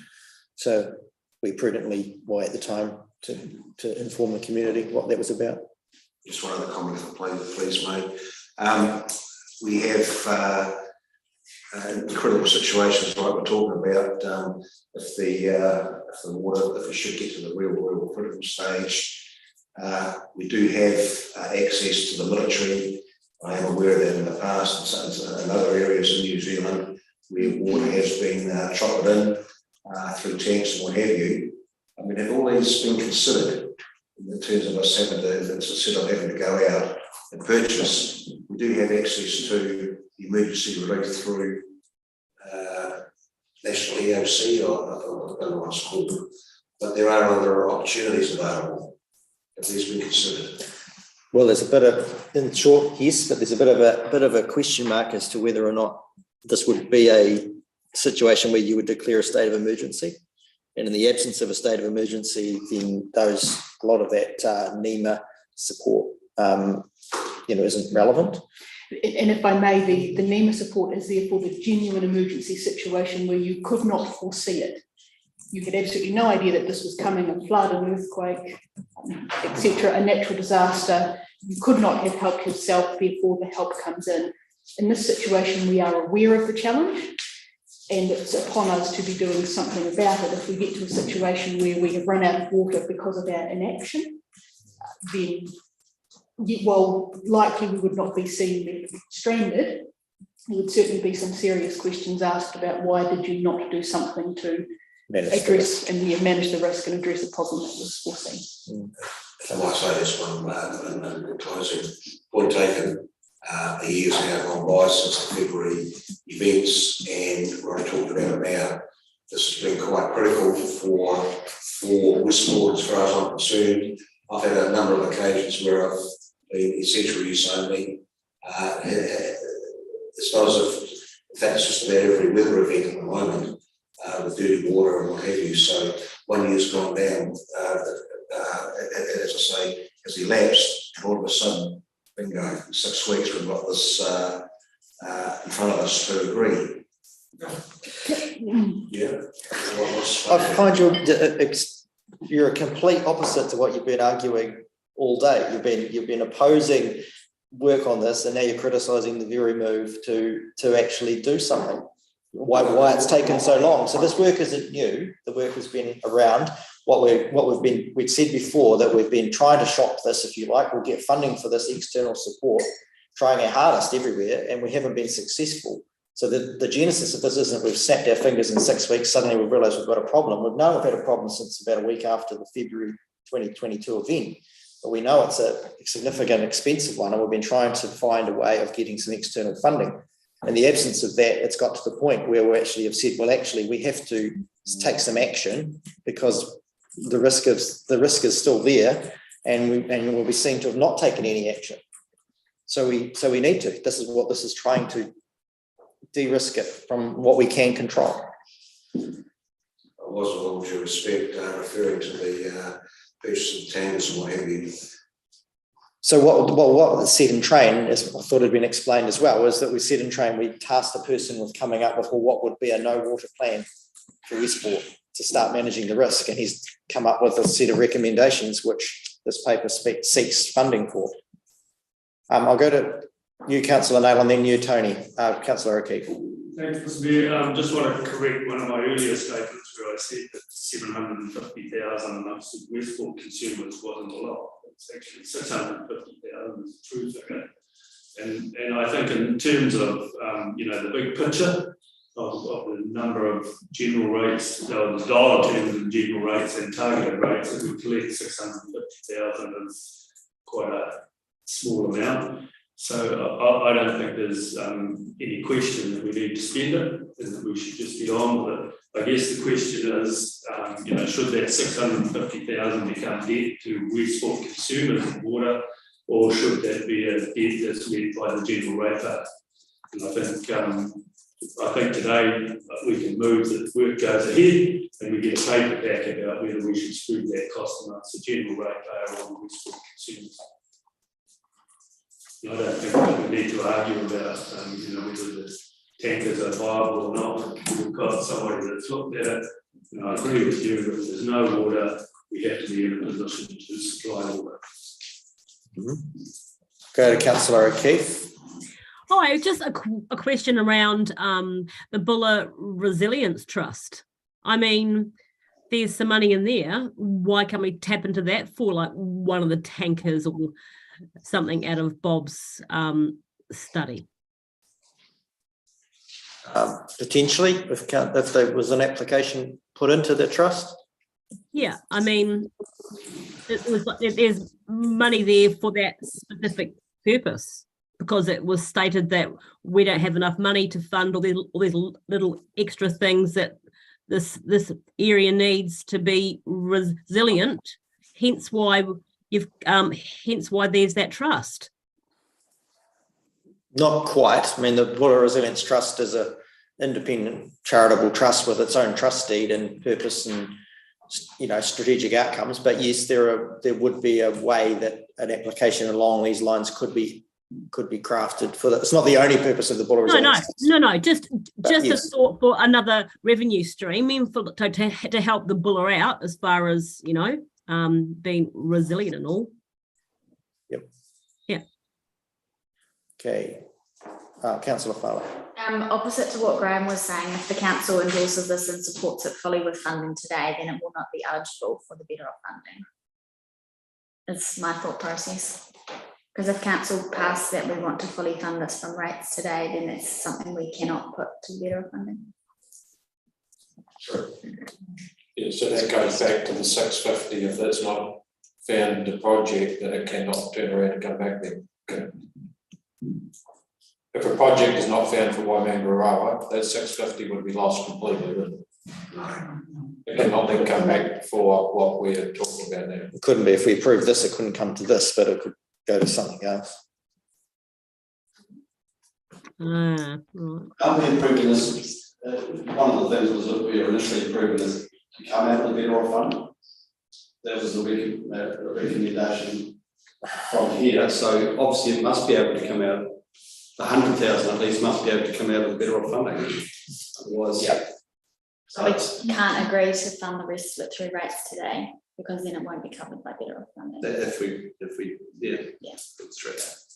So you could actually agree that it's the way forward, and then we'll look at funding opportunities. Okay, we'll just go to Councillor Weston. Yeah, thanks, Mr. Mayor. Just talking on the resilience side of things. Prior to the upgrade of Westport water supply, they used to be up to 5 settling ponds there. So there would have been a hell of a lot more capacity as opposed to there is now, because I think there's only 2 settling ponds at the moment. And also there's a water treatment plant sitting at the O'Carry doing nothing, which could be used to supply either Cape Fowl and Carter's Beach and further in. Sitting there, it's been turned off since 2015. Wasn't that removed? Most of that is obsolete now and would require a complete report. Yeah. Okay. I think somebody touched on a good way forward. I just need to Penny. Yes, so we need to, I believe we need to endorse this as a strategy and a priority of critical needs. So the first part of recommendation 2, and to utilise the reprioritised funds from Better Off funding package of $100,000 for the initial bit. And then look at ways to fund. Funding option for the remainder. Yes, and that further funding options be explored. Okay, moved Councillor Reedy, seconded Deputy Mayor Basher. So this is we're doing them in the wrong order now, but 2, because I don't think we've moved 1 yet. Okay, so this is moving that council endorses the proposed strategy and priority of critical needs for the Westport water supply to utilise the reprioritised funds from the Better Off funding package of $100,000 and further funding options. with further funding options to be explored. So moved, Reedy, seconded, Deputy Mayor Basher. All those in favour? Oh, sorry, do you want to? Just a clarification, and in terms of, this is a critical thing, is it going to go ahead while we explore other options, or are we going to wait to explore the options and perhaps get left with no water? We need to go ahead. Can I just simply just 100,000, just know that it's coming from Westport Stormwater? So there's no confusion over that. From Westport Stormwater? Yeah, it's part of the bigger fund allocation, just so there's no confusion. Yeah. So I guess that's an interesting question. If this work was to be cracked on with, can this work be cracked on with without approved funding? I don't think it can be, can it? Well, you could. I'm sorry. Well, if I may say, the calculations, if you take it and say from Westport will supply right now.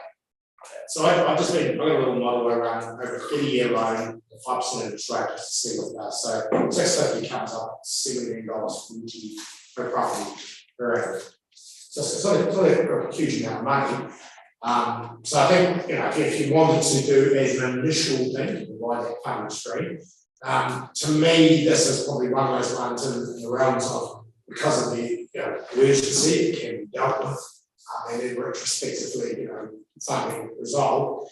The other option, just so you know, is a lump sum payment that will be around that $270. One thing that they contribute. So either way, $270 is a lot for some people, the amount of money isn't critical. So maybe you could just say, just so we're all comfortable, the initial funding comes from this rather than the proposal, staff will provide as to be the final funding for the because the council now raised an issue. These tenders could be used wider, wider than just this one, and they may be used for private works as well. I just want to put some events back on here, but that worries me. And a number of made good comments already will get all done. It'll take days to get the type of water coming down the farm. We just need some capacity within particularly this slide. So I'm thinking actually then on that basis, now I understand the impact, is that we actually just, and I'm going to speak bluntly here, we forget about the Better Off funding as part of this. We just do this out of a loan or however we want to fund it as we normally would. And then the 650 that's sitting out there be allocated to some other project for Better Off. We just don't get it entangled up in this water thing. It's just going to hold it up. And I don't think we can hold it up anymore. I agree 100%. Yeah. So on that basis, who moves in? Sorry? No, go on. So we've already previously resolved that the 650 will come back to this council for a reprioritisation of some sort to some project that will qualify for funding through the Better Off. So that's dealt with. I'll move that this project go ahead immediately and the funding options come back and paid over next month. Yep. So again, does that, if we start the project, are we then ineligible for any funding? Yes.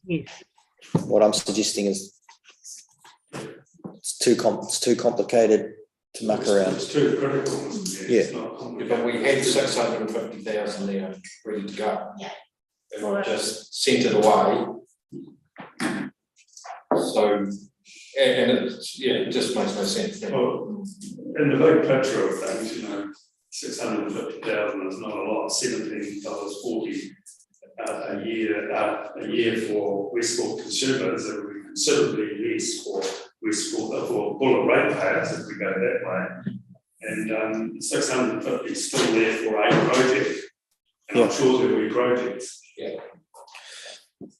So I think the new revised wording would be endorse the proposed strategy and priority of critical needs for the Westport water supply, full stop. And utilise the reprioritised funds from the Better Off funding package of $100,000 Westport stormwater smoke testing detail. And that, as we said before, and that further funding options be brought forward to council. Maybe. Yep. So not there. Right.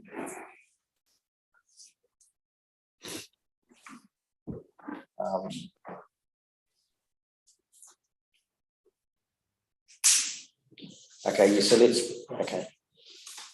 Sorry about this, councillors, but I think we need to try and get this right so that there's a clear pathway forward for everybody. Okay, so we're endorsing the proposed strategy and priority of critical needs for the Westport water supply. That's one resolution. I move that way. Seconded, Councillor Deputy Mayor Basher. All those in favour? Any against? That one's carried unanimously. Okay. 3. The council utilises the reprioritised funds from the Better Off funding package of $100,000 previously allocated to Westport stormwater, with further funding options to be explored. Well, further funding options reported back by staff. Reported back by staff. I move that way. Seconded, Councillor Naylon. All those in favour? Any against? That's carried unanimously. So hang on, sorry, that was you and Councillor Naylon. Yeah. Yep. And the final one is the project is to go ahead immediately. Or do we need that? We don't need that. We don't need that. We need number 1, no report. We've got that. Oh, we need to move it for that, yeah. Mover and seconder for that, Councillor Naylon, seconded Councillor Reedy. All those in favour? Any against? That's carried.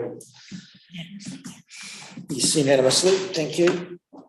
So just to be clear what we did there, we agreed that the $100,000 previously put up for reallocation be applied to this critical needs Westport water, and that we've authorised the project to proceed, and that staff will report back the funding options for that in due course. Thank you. Right, agenda item 7. Just when we thought it wouldn't get any more complicated. Okay, this is the reserve committees and all subcommittees terms of reference work. Now, I've been thinking about how we best do this because it is quite tricky. So I think, Councillor Sampson.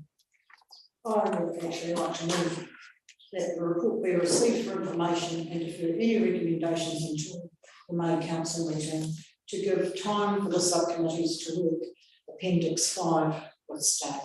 Because at the last moment. Is it 6? Pardon? Is it Appendix 6? No, 5. Because this just came out right now. The committees haven't had a chance to look at it, and I think in respect to the committees, I think we'll come to some agreement. And to go right through all of this, we've had a lengthy go already, and that's not going to happen in 2 minutes. This, and I think let the committees come back with staff to a recommendation that we can just look at and go this way. So just to be clear, what you're asking the committees and staff to agree the A, B and C's of all the different options. To work through, the staff to work with Appendix 5 with the committees and come back with a recommendation after workshopping, because we said all along that the committees needed to workshop. They haven't been given the opportunity to workshop because of short time frames. And now finally this Appendix 5 gives a good foundation to be able to work, and it's what's been asked for a long time, is something along the lines of Appendix 5. And so can I just be clear, you're talking about Appendix 5 or Appendix 6? 5. So 5 is the analysis of the major points of difference. Yeah. And 6 is the revised draft. Because that way it's all the questions that are being asked are covered in that. In 5. In 5, so that can be workshopped. And I think 6 consensus will be come to. But wouldn't Appendix 6 be the basis for kind of the choices that they would workshop and say, well, we'll support Appendix option A or?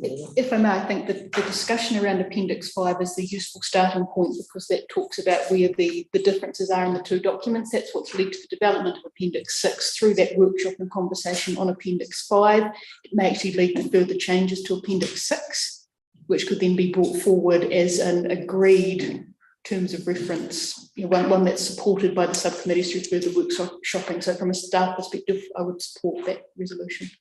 Okay, So do they all have to agree to the same option in Appendix 6? Each subcommittee? Would that be the outcome, or could they all have their own pick?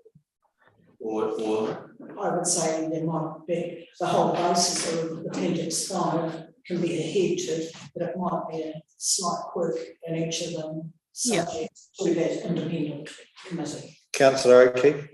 Yeah, so from what I've read through, they are giving the subcommittees options, say A, B, C. So it's really up to the individual subcommittee which they prefer to choose. So, but it's just giving them time to really have a good read. Yeah. Sorry, if I might add, just for absolute clarity, in the case of some of the options put forward, they were put forward to get a steer from council in terms of the subcommittee had said one option, the original staff advice was another option. So in some of these cases, it's not for the subcommittees to pick A, B or C. That was about getting a steer from council on a sense of direction. I still think, having said that, it is useful to have that time with the subcommittees if they are willing to do that and have those workshops, if they're willing to make that commitment as well. Just noting with them that if they say in some cases they may prefer one option or another, that still does need to come to council for the final say. And the examples that spring to mind immediately are around appointment of subcommittees, for example, was one where the subcommittees were seeking something quite different to what was there originally. So there would still have to be some options brought back to council where there's a departure from the original stance. Because some of these things where the comparisons, when I read like where the subcommittees are talking about things that aren't in the Local Government Act and things like that. I mean, I don't know that council can agree to those. I mean, the words need to be consistent with the legislation that the committees are set up under.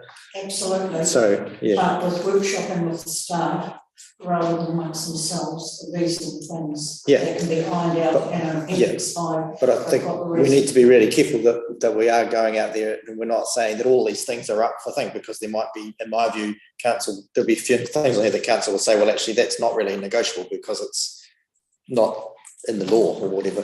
But this is what the Appendix 5 was the discussion that points out. So I think it was a good paper, finally, that Appendix 5 was a really good way forward. Okay, so I'm comfortable with that. So so really there's only one recommendation there which doesn't apply. So so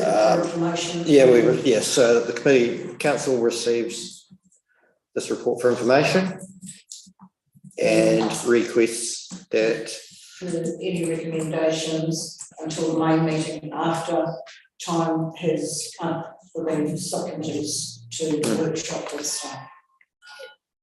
I'm happy with that in general principles. I'm just thinking in May we do have a Community Environmental Services Committee meeting and a Regulatory and Hearings Committee meeting. So the staff who would be doing the workshopping are already committed to bringing papers to those two meetings around some bylaw and policy changes.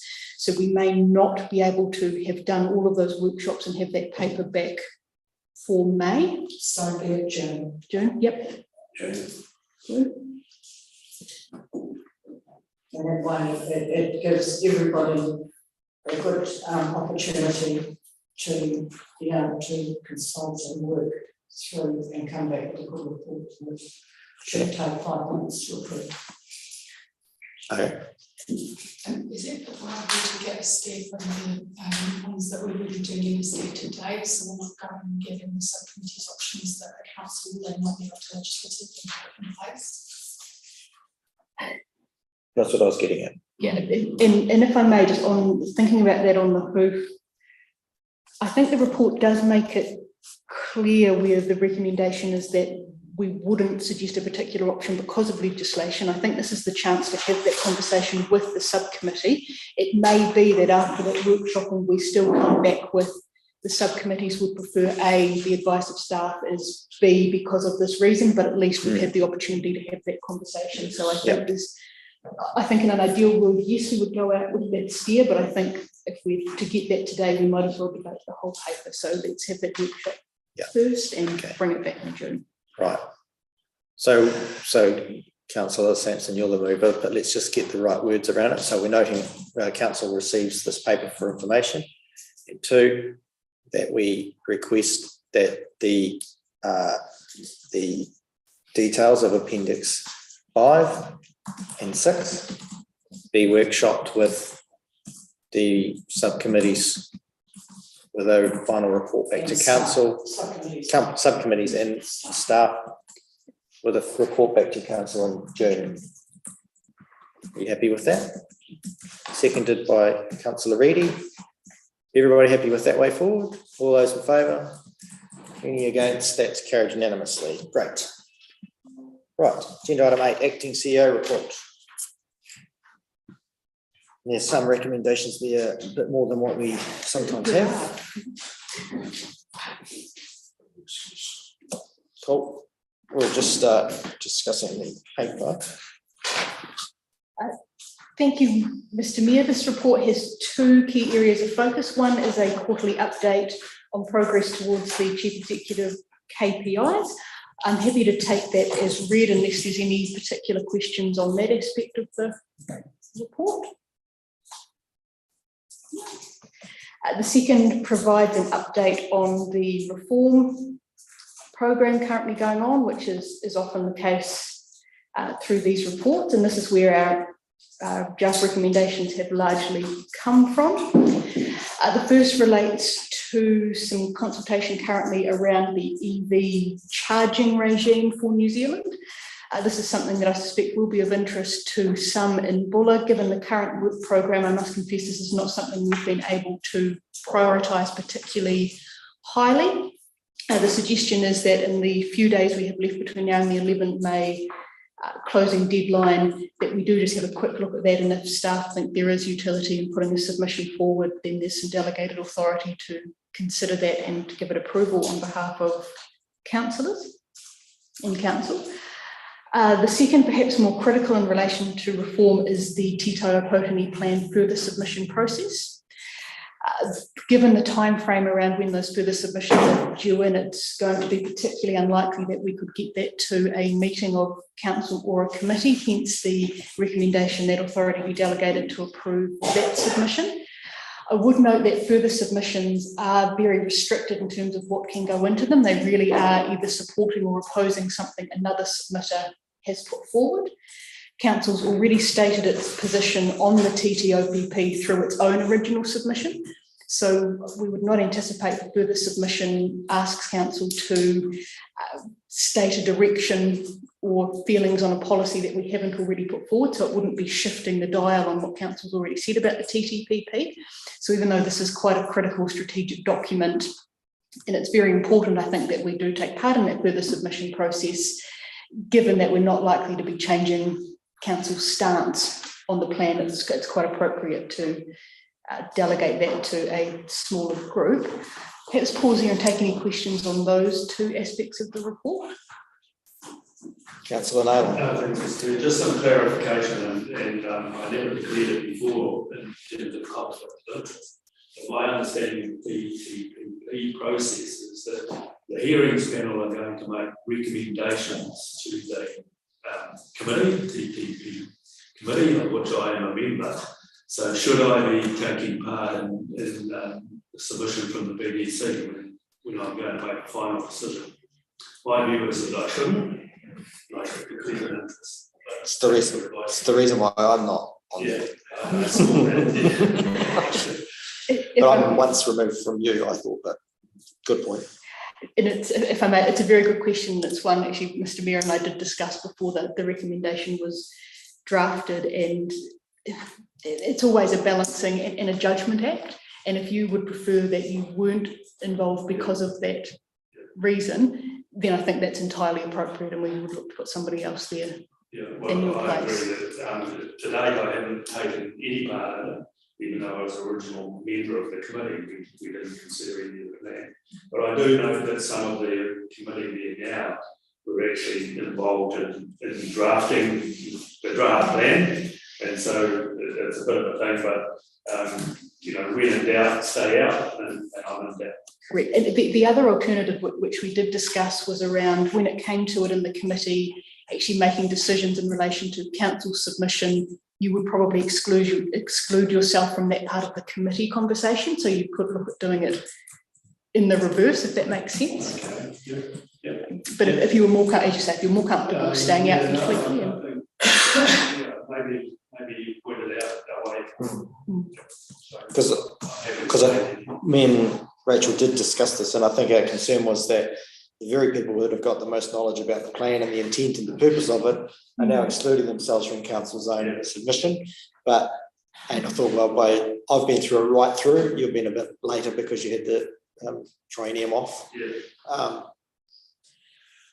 So yeah, that might be, if you're comfortable with that. Could be. No, I'm happy to stay there, given what. Councillor Simpson. Oh, that was my very question. Who else would have the knowledge that who could put it together with good knowledge? So therefore, I don't know, if you've got that way around, because as sure said, I don't think many of us will.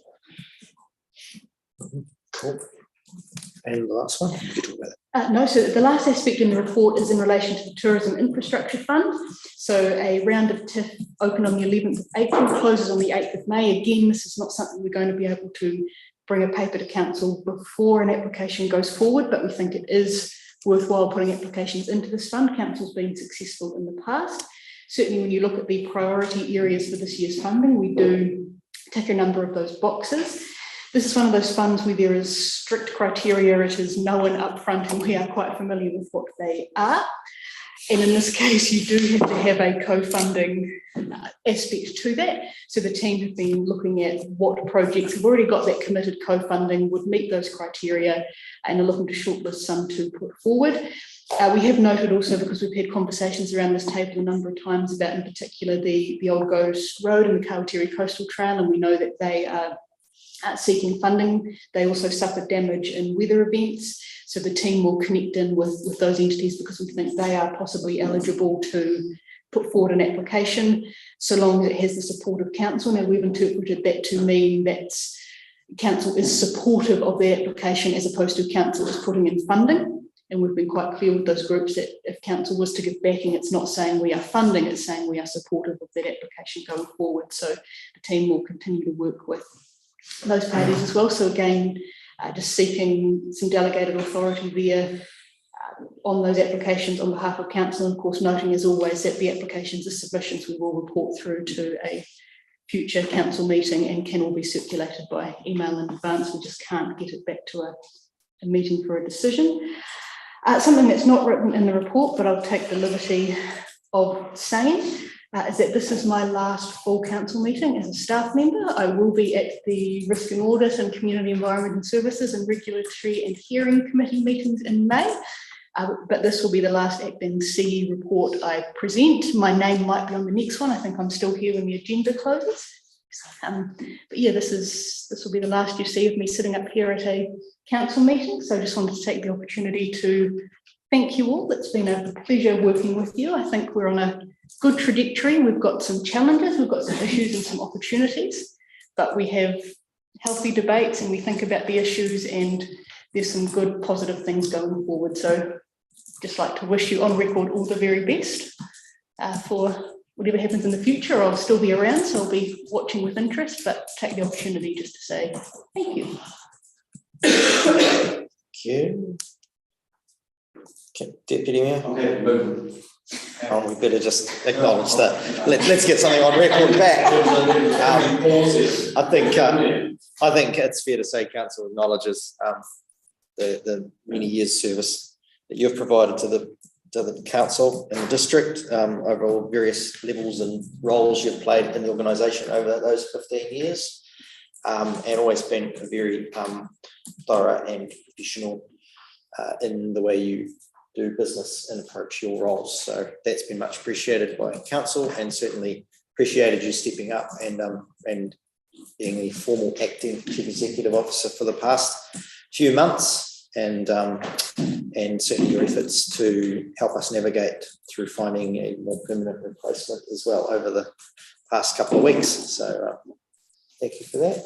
It's acknowledged on behalf of council. Anyone else got something else? Yes, Councillor Naylor. I'd like to endorse your comments and also say thanks, Rachel, for time and planning. We've worked together for 15 years in planning, and I always admire your skill and knowledge and the advice that you gave us, and really enjoyed working with you. And all the best for your future. Thank you very much.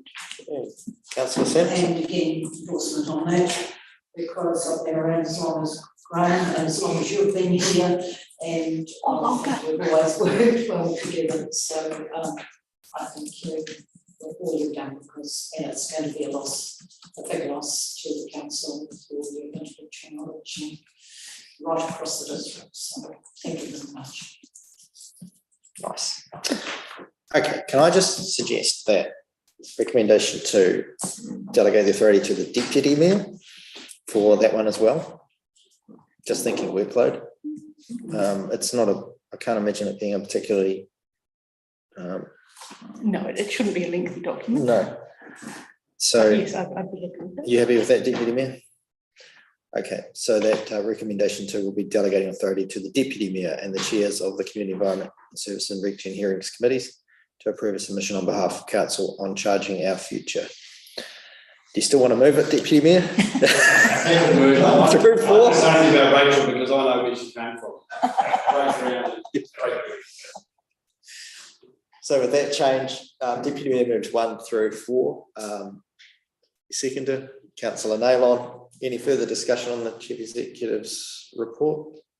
All those in favour? Any against? That's carried unanimously. Thank you. Okay. Mayor's report. Oh, there's a few recommendations on there too. Yeah. Okay. So this is bringing to council the one pager that we'd suggested would come through from the restart workshop held in January. So again, it really just forms part of our professional development and just turns our mind to how governance and leadership is well served by a high-performing team, and that team approach with our senior staff members and council working together for the benefit of the district. So there's one element missing, or not missing, but that was what is missing from the charter was the vision statement. And if you recall from the workshop, that is a pretty core element, but it also is something that takes quite a bit of time and requires additional workshopping and things. And I felt there was enough on the document as it was to for us all to buy into, and noting that a vision statement around how this council, or what this council is trying to achieve as a group, is something that hasn't yet to be developed, but should be, and note that it should be at some point. So this is quite aside from council's vision statements around the long-term plan, and that this is more around what our vision statement is in terms of a cohesive group and how we want to operate, presumably in a professional way. So I'm seeking endorsement of that document. There's in terms of what happens to it, does it go in the bottom drawer, or is it going on to our agenda each? So it's difficult to, from my understanding, it's difficult for us to have an agenda item that doesn't have a paper with it. So it's. Well, we've got our terms of reference. Yeah, it could be. Somebody set up there. Before the table of contents. And the beginning of each agenda. Oh, I see what you mean. As in, yeah. Okay, could do that. What I was getting to was that I think it's useful that this is kind of a live thing. So I think around that, there's part of here around the continuous learning and improvement. So that's why I think we'd like to have those discussions after meetings, again, not decision-making forums, but just a feedback session around, you know, so what went well in this meeting, what didn't, you know, just to, with the view. So I'm quite keen to keep them, you know, we did them quite a bit under the previous CE, and we have done them once or so with Rachel, but just those feedback loops, updates, more informal opportunity for us all to hear some information that otherwise, you know, that is coming up or on the agenda, if you like. I just think in terms of what it's saying, it would be good to have a ready reference each month. That's a good idea. So we can amend.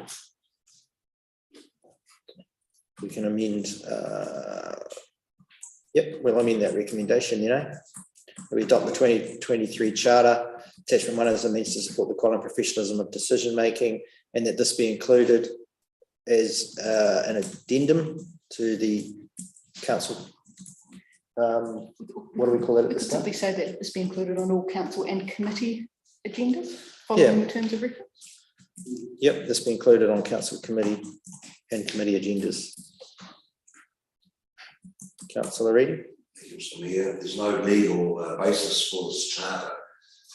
Basically, it's as we know, a charter is a formal document describing the rights and what have you of, in this instance here, of those seated around the table.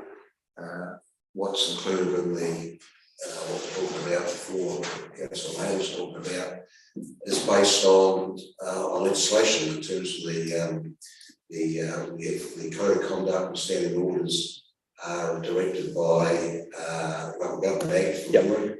The charter, though, and its wording does not satisfy the requirements of legislation. So I'm asking the question, why then should it be at the start of each of the including each of the agendas? Why? It's not a legal document. No, it's not a requirement. It's about, I guess we'll see if council agrees, but we've floated a motion where council may resolve that that's what it wishes to do. So if it doesn't have to, legally doesn't have to, no, you're correct. But this is about, you know, team development, professional development. Sorry? Lifting the bar. Yeah, lifting the bar. Above, better than what we absolutely have to. Statutory compliance is here. We want to try and be here in terms of how we interact. I guess what I'm saying is, if you wanted to fall back on, say, well, the statutory obligation is only a code of compliance, a code of conduct, for instance, well, by the time you're getting down to code of conduct and enforcing that, you've kind of already lost the race, haven't you? Like, you've already kind of lost the argument. Like once you're dealing with people through a code of conduct, then like behaviours have already become quite bad and quite fractured. So this is about, you know, code of conduct's here for like minimum standard statutory obligation, but actually good practice and you know, mutual respect and all of that is up here somewhere. Yeah. So that's what the charter is trying to just put on paper, what we worked through in the workshop. In a nutshell. Deputy Mayor. I was going to say I'll be happy to move Singer, but it's always. But I was thinking the word charters, because the charter does have a formal recognition. It doesn't have to be called a charter. It's more as rules of engagement or good behaviour or you know it's a name for, you know, teamwork or team. We're not pretending this has got any legal standing. No, I think it's just a name on the right, document. I understand what A mission statement. well, it does. I mean, even that in education, it doesn't really matter what it's called. Oh, that's it doesn't matter what it's called.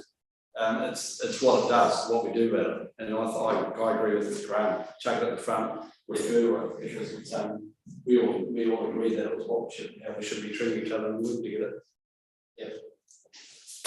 Cool. Okay, so that's moved. Yep.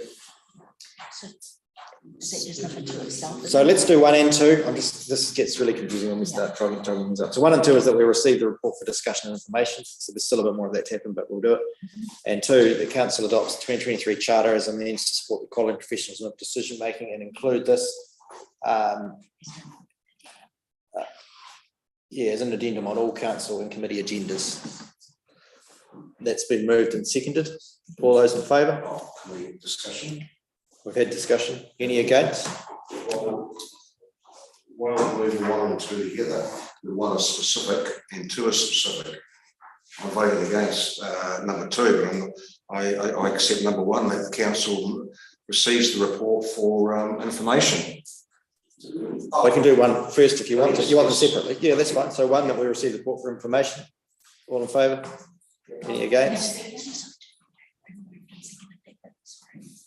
Oh, Sorry. I'll move it, Dana. yeah. All in favour? Any against? That's unanimous. Okay. And the second one, moved Nail on seconded Basher. All in favour? Any against? And order, please. Right. Now, the third recommendation was a revised meeting schedule be presented. So there's a few things yet to be discussed with the SESC chair and deputy chair of SESC, I think, around rationalisation those meetings a little bit because of the new way we intend doing grants. So there might be an opportunity to reduce the overall number of meetings there, and in order to ease the workload around that May meeting, just seeking to do a one-off, moving that one forward a week whilst they formulate a broader revised schedule to come back to council. That's the link in there. Councillor Weston. Yeah, I see we've got an all-day suck of that day anyway. There's about another 3 meetings already on that day. Yeah, well. Yep. We know that. And it's placeholder. Yes. We're aware of No, that, but it's. I believe it's a placeholder for the great one. I think just to check. So the intention is that day is to potentially be our CEO recruitment day, interviews day.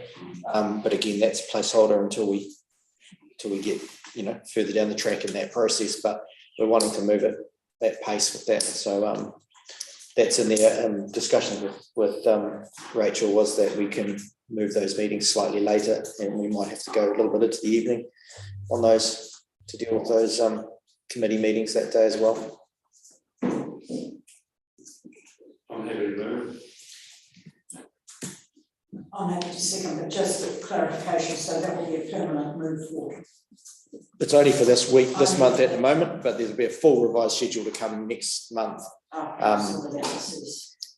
So if I may, in full disclosure, while we're talking about it now, it is certainly something we are looking to bring a request to council to consider moving risk and audit forward a week. At the moment, risk and audit and council are on consecutive weeks. They are the two largest agendas in terms of councillors reading and getting through their agendas. In terms of staff preparing reports and agendas, we're finding it's very much a funnel effect.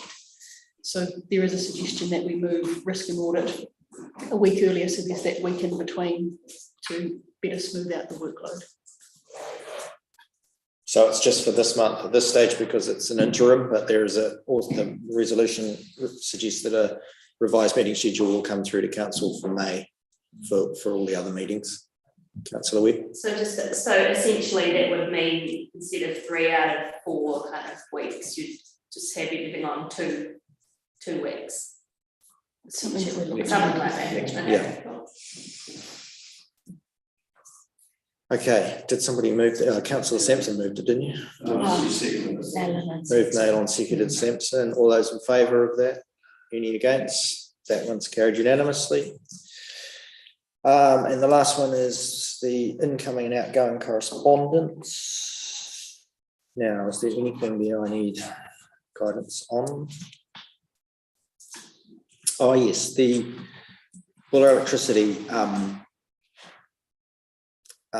request to consider some sort of collaborative exercise. This is around the district ratepayers effectively have a number of burdens coming to them around rates or various charges that effectively the same people are paying for. With Buller Electricity currently battling through the courts a decision which, if they lose, would lead to a significant increase in transmission prices for connections to their network. The Te Taipatini plan cost being passed on to ratepayers, and flood protection, with or without government support, really is going to have a additional cost to ratepayers. And then obviously the costs that we are facing with our ageing infrastructure and the like. So they were wanting to have some kind of roundtable summit around what does that all look like, in order to sort of build a bit of a business case, or not a business case, an information case for what that means for for the cost of living, if you like, in Bulla.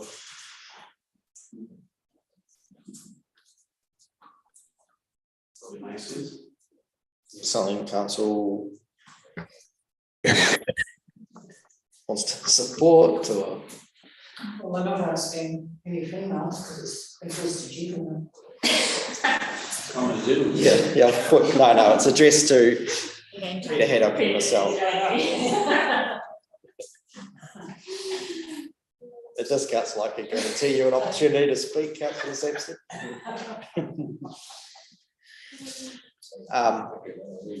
So I guess the answer to that is yes. I'll write back to them with some kind of plan as to how we make that happen. The other ministers from the minister there around the Three Waters changes. The one from the Early Learning Centre seeking various levels of sponsorship.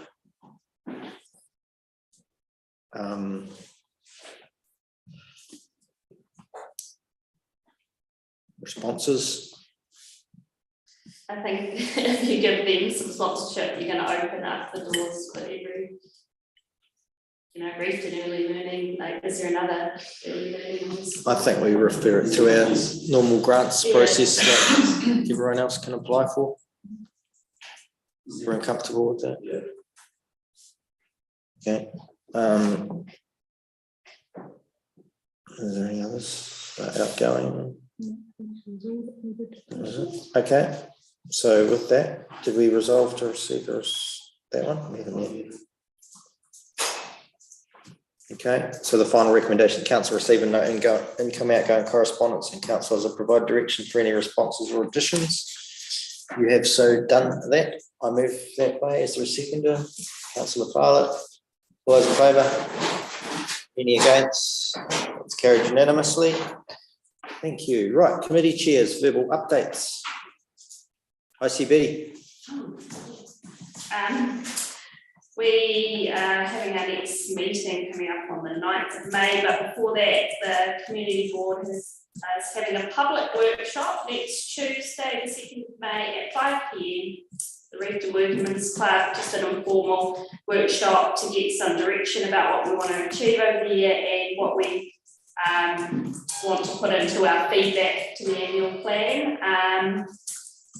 Just a heads up, the RSA and the Maruia Hall, being that we just celebrated Anzac Day, would like to put a kind of memorial, well, they're looking at a 5-ton rock beside the hall with a brass plaque commemorating those who served from that valley.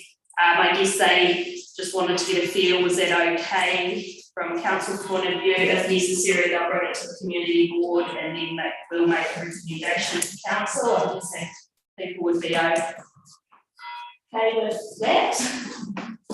Any questions?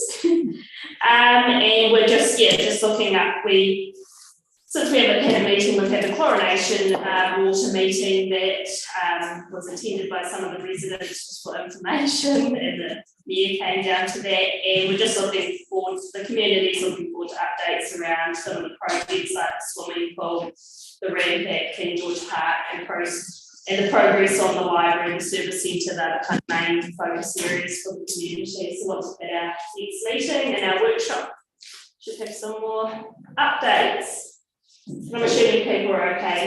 They're not looking for a contribution from council, but okay for them to have Just from an operational perspective, we'll link them in with the appropriate staff member just around land tenure. Can you plot the thing? Yes, that would be great. Be a building, we'll connect by email after. Perfect. Yeah, just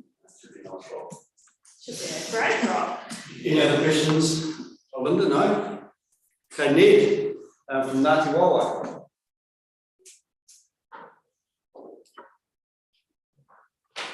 Hang on, we'll get him to unmute. Ned.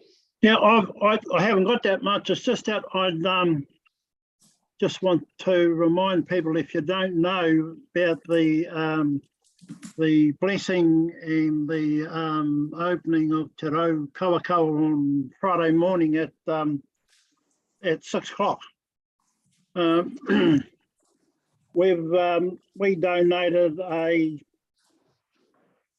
£200 boulder of ponamu that's going to be sitting outside of the main entranceway into the hospital. So I'm a great believer that people can't help touching stuff, so it's being a very good place and will keep the shine up on it.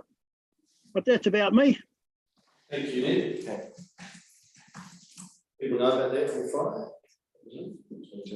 Yeah, from 2 p.m, public tours of the new Bola Hospital facility.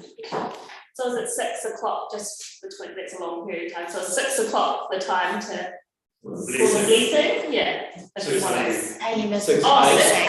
And then it's open to the Oh, public okay, at 2 to 6. It's open between 2 and 6. It's so dark.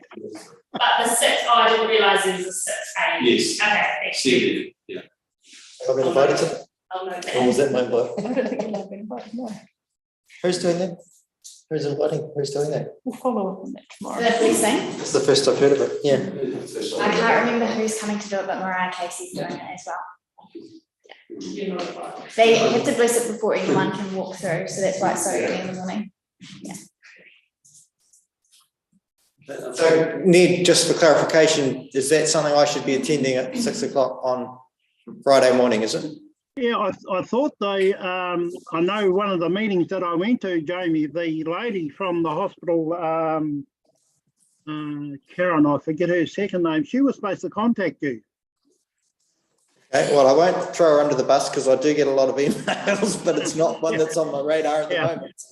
It may have been missed. Okay, I'll follow up. We'll follow up. Yeah. Thanks for that. Very good. One of the best updates we've had. Councillor Naylon. Yes, just in terms of regulatory hearings committee, we are proceeding with public consultation on our keeping of animals other than dogs plan. So we'll get an update of that at May meeting.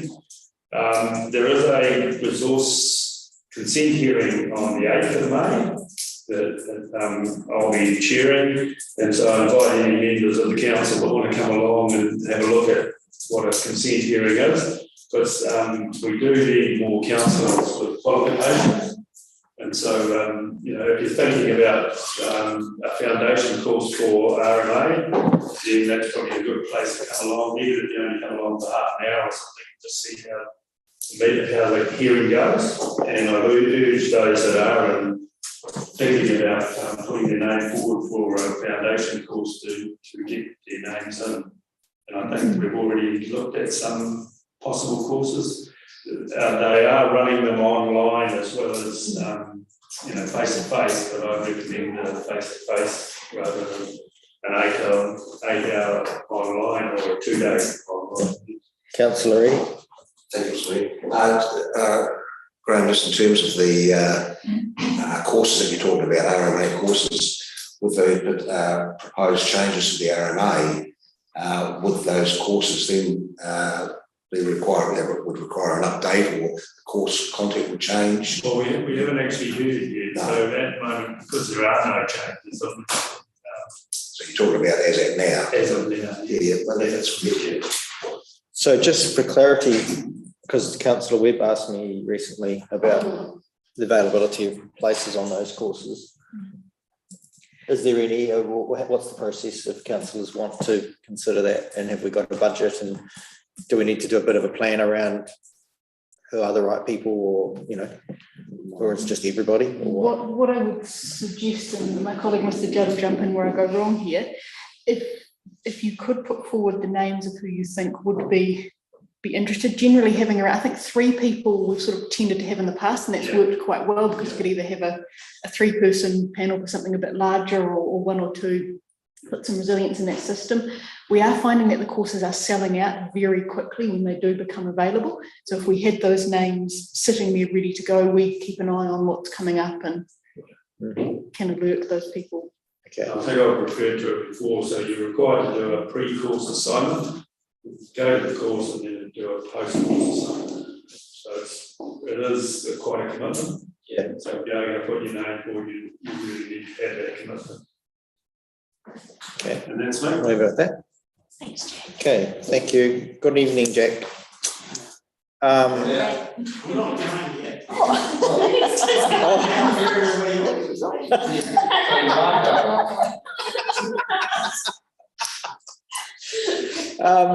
Cesc, we don't have Councillor Howard here. You probably haven't got any update. Oh, not a lot, just go along the lines of what you were saying about assessment and grants, that we'll be looking to streamline those. Yep. In the future, so watch the space.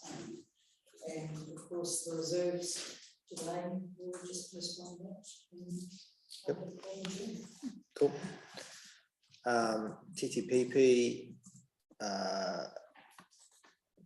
Graham, it's in my report. Didn't I say anything in there?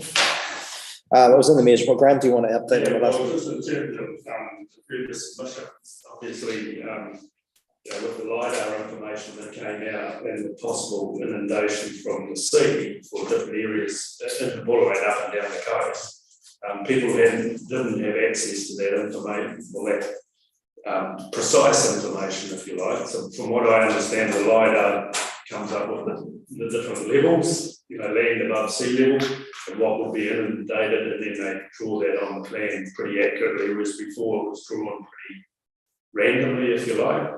So that information's now come out. So what they're proposing is that they will reopen submissions on that, because there will be people now that are caught in that zone, if you like, that weren't there previously, and so they didn't have a chance to submit. And those that did submit in that, who were caught in the original zone, their submissions will carry over anyway, so there's no need to resubmit. But I think that's the most important part. And the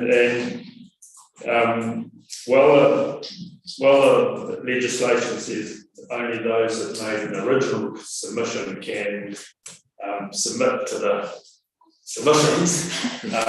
What we heard from the chief planner was that the hearing committees are pretty flexible. So just because you didn't submit originally, but you feel as though with these further submissions available to you that you need to comment on one of the existing submissions, there probably will be an opportunity for you. So it's not shutting the public out completely. If I may, I think what they're doing there is relying on a piece of the legislation that says if you have an interest greater than the general public at large, you would also get further submission rights. So if, for example, Councillor Nayland had submitted on my property and said, I think it should be zoned X, well, clearly I have a greater interest in the general public, so I could submit against it even if I hadn't submitted originally. Or clearly it doesn't have to be that specific, but yes, there's certainly that ability there. And the hearings will start taking place, and what they're looking at is some pre-hearing meetings, so that submitters will be able to go along closer to the hearing time, because the hearings will actually probably take up to 18 months, 2 years to get through the whole plan with all the submissions. So there will be a chance for pre-hearing meetings that you can go along. And also we're getting out some information on submitting 101, if you like, in terms of appearing at a hearing, because for some people it'll be the one and only time in their life that they'll appear. And so there will be some advice, and what has been suggested is that each council appoint one of the staff or somebody from the council to actually give a bit of advice about how the best way to present your submission if you actually are appearing at the hearing. So it's going to be a friendly process, but it's going to be a long and arduous process. Mm-hmm. Thank you. Any questions for Graham on TCPP?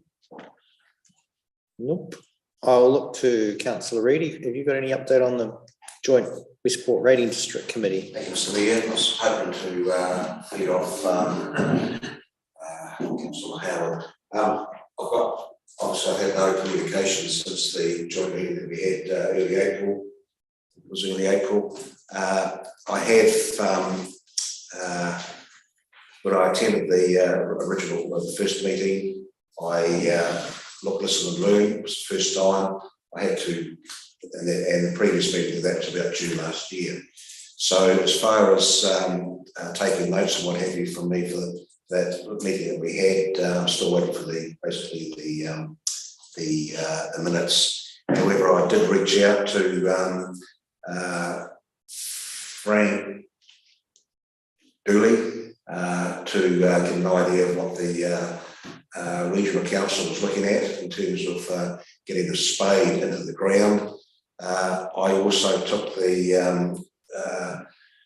opportunity to phone both Gary Williams and Matt Gardner in terms of they were just more an introductory phone call, letting them know that I'm a bin counter, I'm not an engineer, so I'm guided by them and will not be dictating to them. But there seems to be a general agreement that we want to spade in the ground as of yesterday, not tomorrow, given that we've just come up now 21 months since July 21. So mine at the moment, that's about all I can say until we have the next meeting. All right, thank you. So basically the Joint Committee approved a package of kind of no regrets work to be going to the Regional Council. I'm unsure whether the Regional subsequently approved that or not. There was some areas identified that would contribute and eventually be included as part of the broader flood mitigation scheme for Westport. The Joint Committee discussed in public part of the meeting and approved. Whether that, I'm not sure, haven't had an update. Like Councillor Reid, haven't heard any more as to how Regional handled that. Whether or not that was done in public meeting, I don't believe it wasn't, so I'm not sure where that landed. Health Localities Project, Councillor Nolan. Yeah, the Karamea group has been out for public consultation, and there was quite a good coverage across the coast.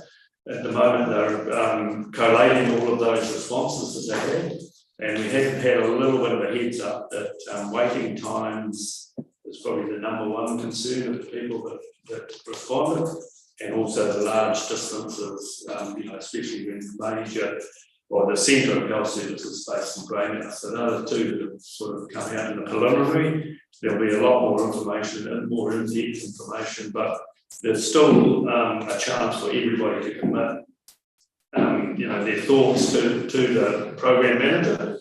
We're not closing it off, even though we've started that initial consultation. Just a bit of housekeeping. You signed the charter last month, but they are requiring an alternate for meetings other than my name, and it's been suggested either you or another councillor become the alternate. So I need to get that back to them tomorrow if that's possible. You happy or you want can I suggest Councillor Howard? Although she's not here, so it's a little bit unfair to her. I think she wanted to. I think she would jump at it. She came to that Zoom meeting, I think she was. Yeah, I'd float Councillor Howard in her absence. In terms of, we really need, Councillor Reid mentioned it before about, shovel ready. We need to actually get some results quite quickly, and so there's some government funding, and as I understand it, it's Ministry of Health money that will be allocated to NgakawauHector, and we will look. The committee will look to how that will be spent in the district. I'm looking forward to the opening on Friday, and I keep going along as part of the public to see how the new facility is. Thank you, Mr. Mayor. Excellent, thank you. So can we just have a minute of noting that Councillor Howard be the alternate for Health Localities Project? Yep, cool. So I intend being there at 2:00. Graham, I don't know if you want to go together or what, but yeah. Just going back to number 2 with Ned, about 6 a.m. was news to me as well, of course, that I am actually driving past the hospital at about 5 minutes or 5:55 a.m. Friday morning, hopefully. So You like to plan ahead? He's got a team. I could attend if that's required. If you just want to check that tomorrow. Yeah, I'll follow up with where that's at and what's happened to that. Cool. Yeah, you got it.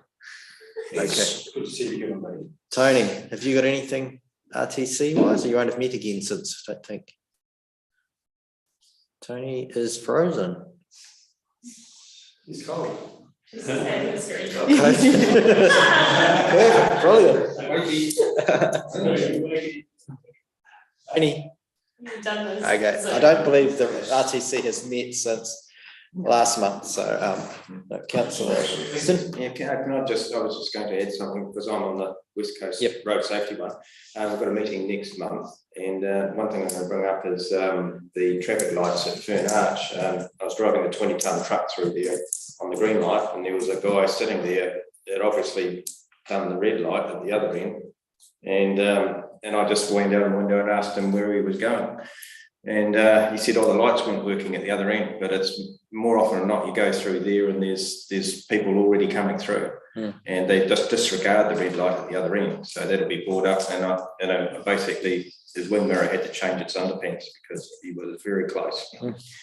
It counts down, they count down for so far. I know, yeah. One of the counters doesn't work anymore, though, but If it's all hard, that's fine. Okay. Yeah, so I'll be bringing that up at the West Coast Road Safety, I think it's Karamea next month. we'll just get the real ones fixed. Let's get the real ones fixed. Righto, thank you. Okay, so we need to resolve to receive those verbal updates. I move that way. Seconded Councillor Naylon. All those in favour? Any against? That's carried. Right. Agenda item 11 is moving to public excluded, and this the public be excluded from the following parts of proceedings of this meeting. This is to confirm some public excluded minutes and to further discussion on our acting CE appointment. For those reasons as listed, I won't read them all out.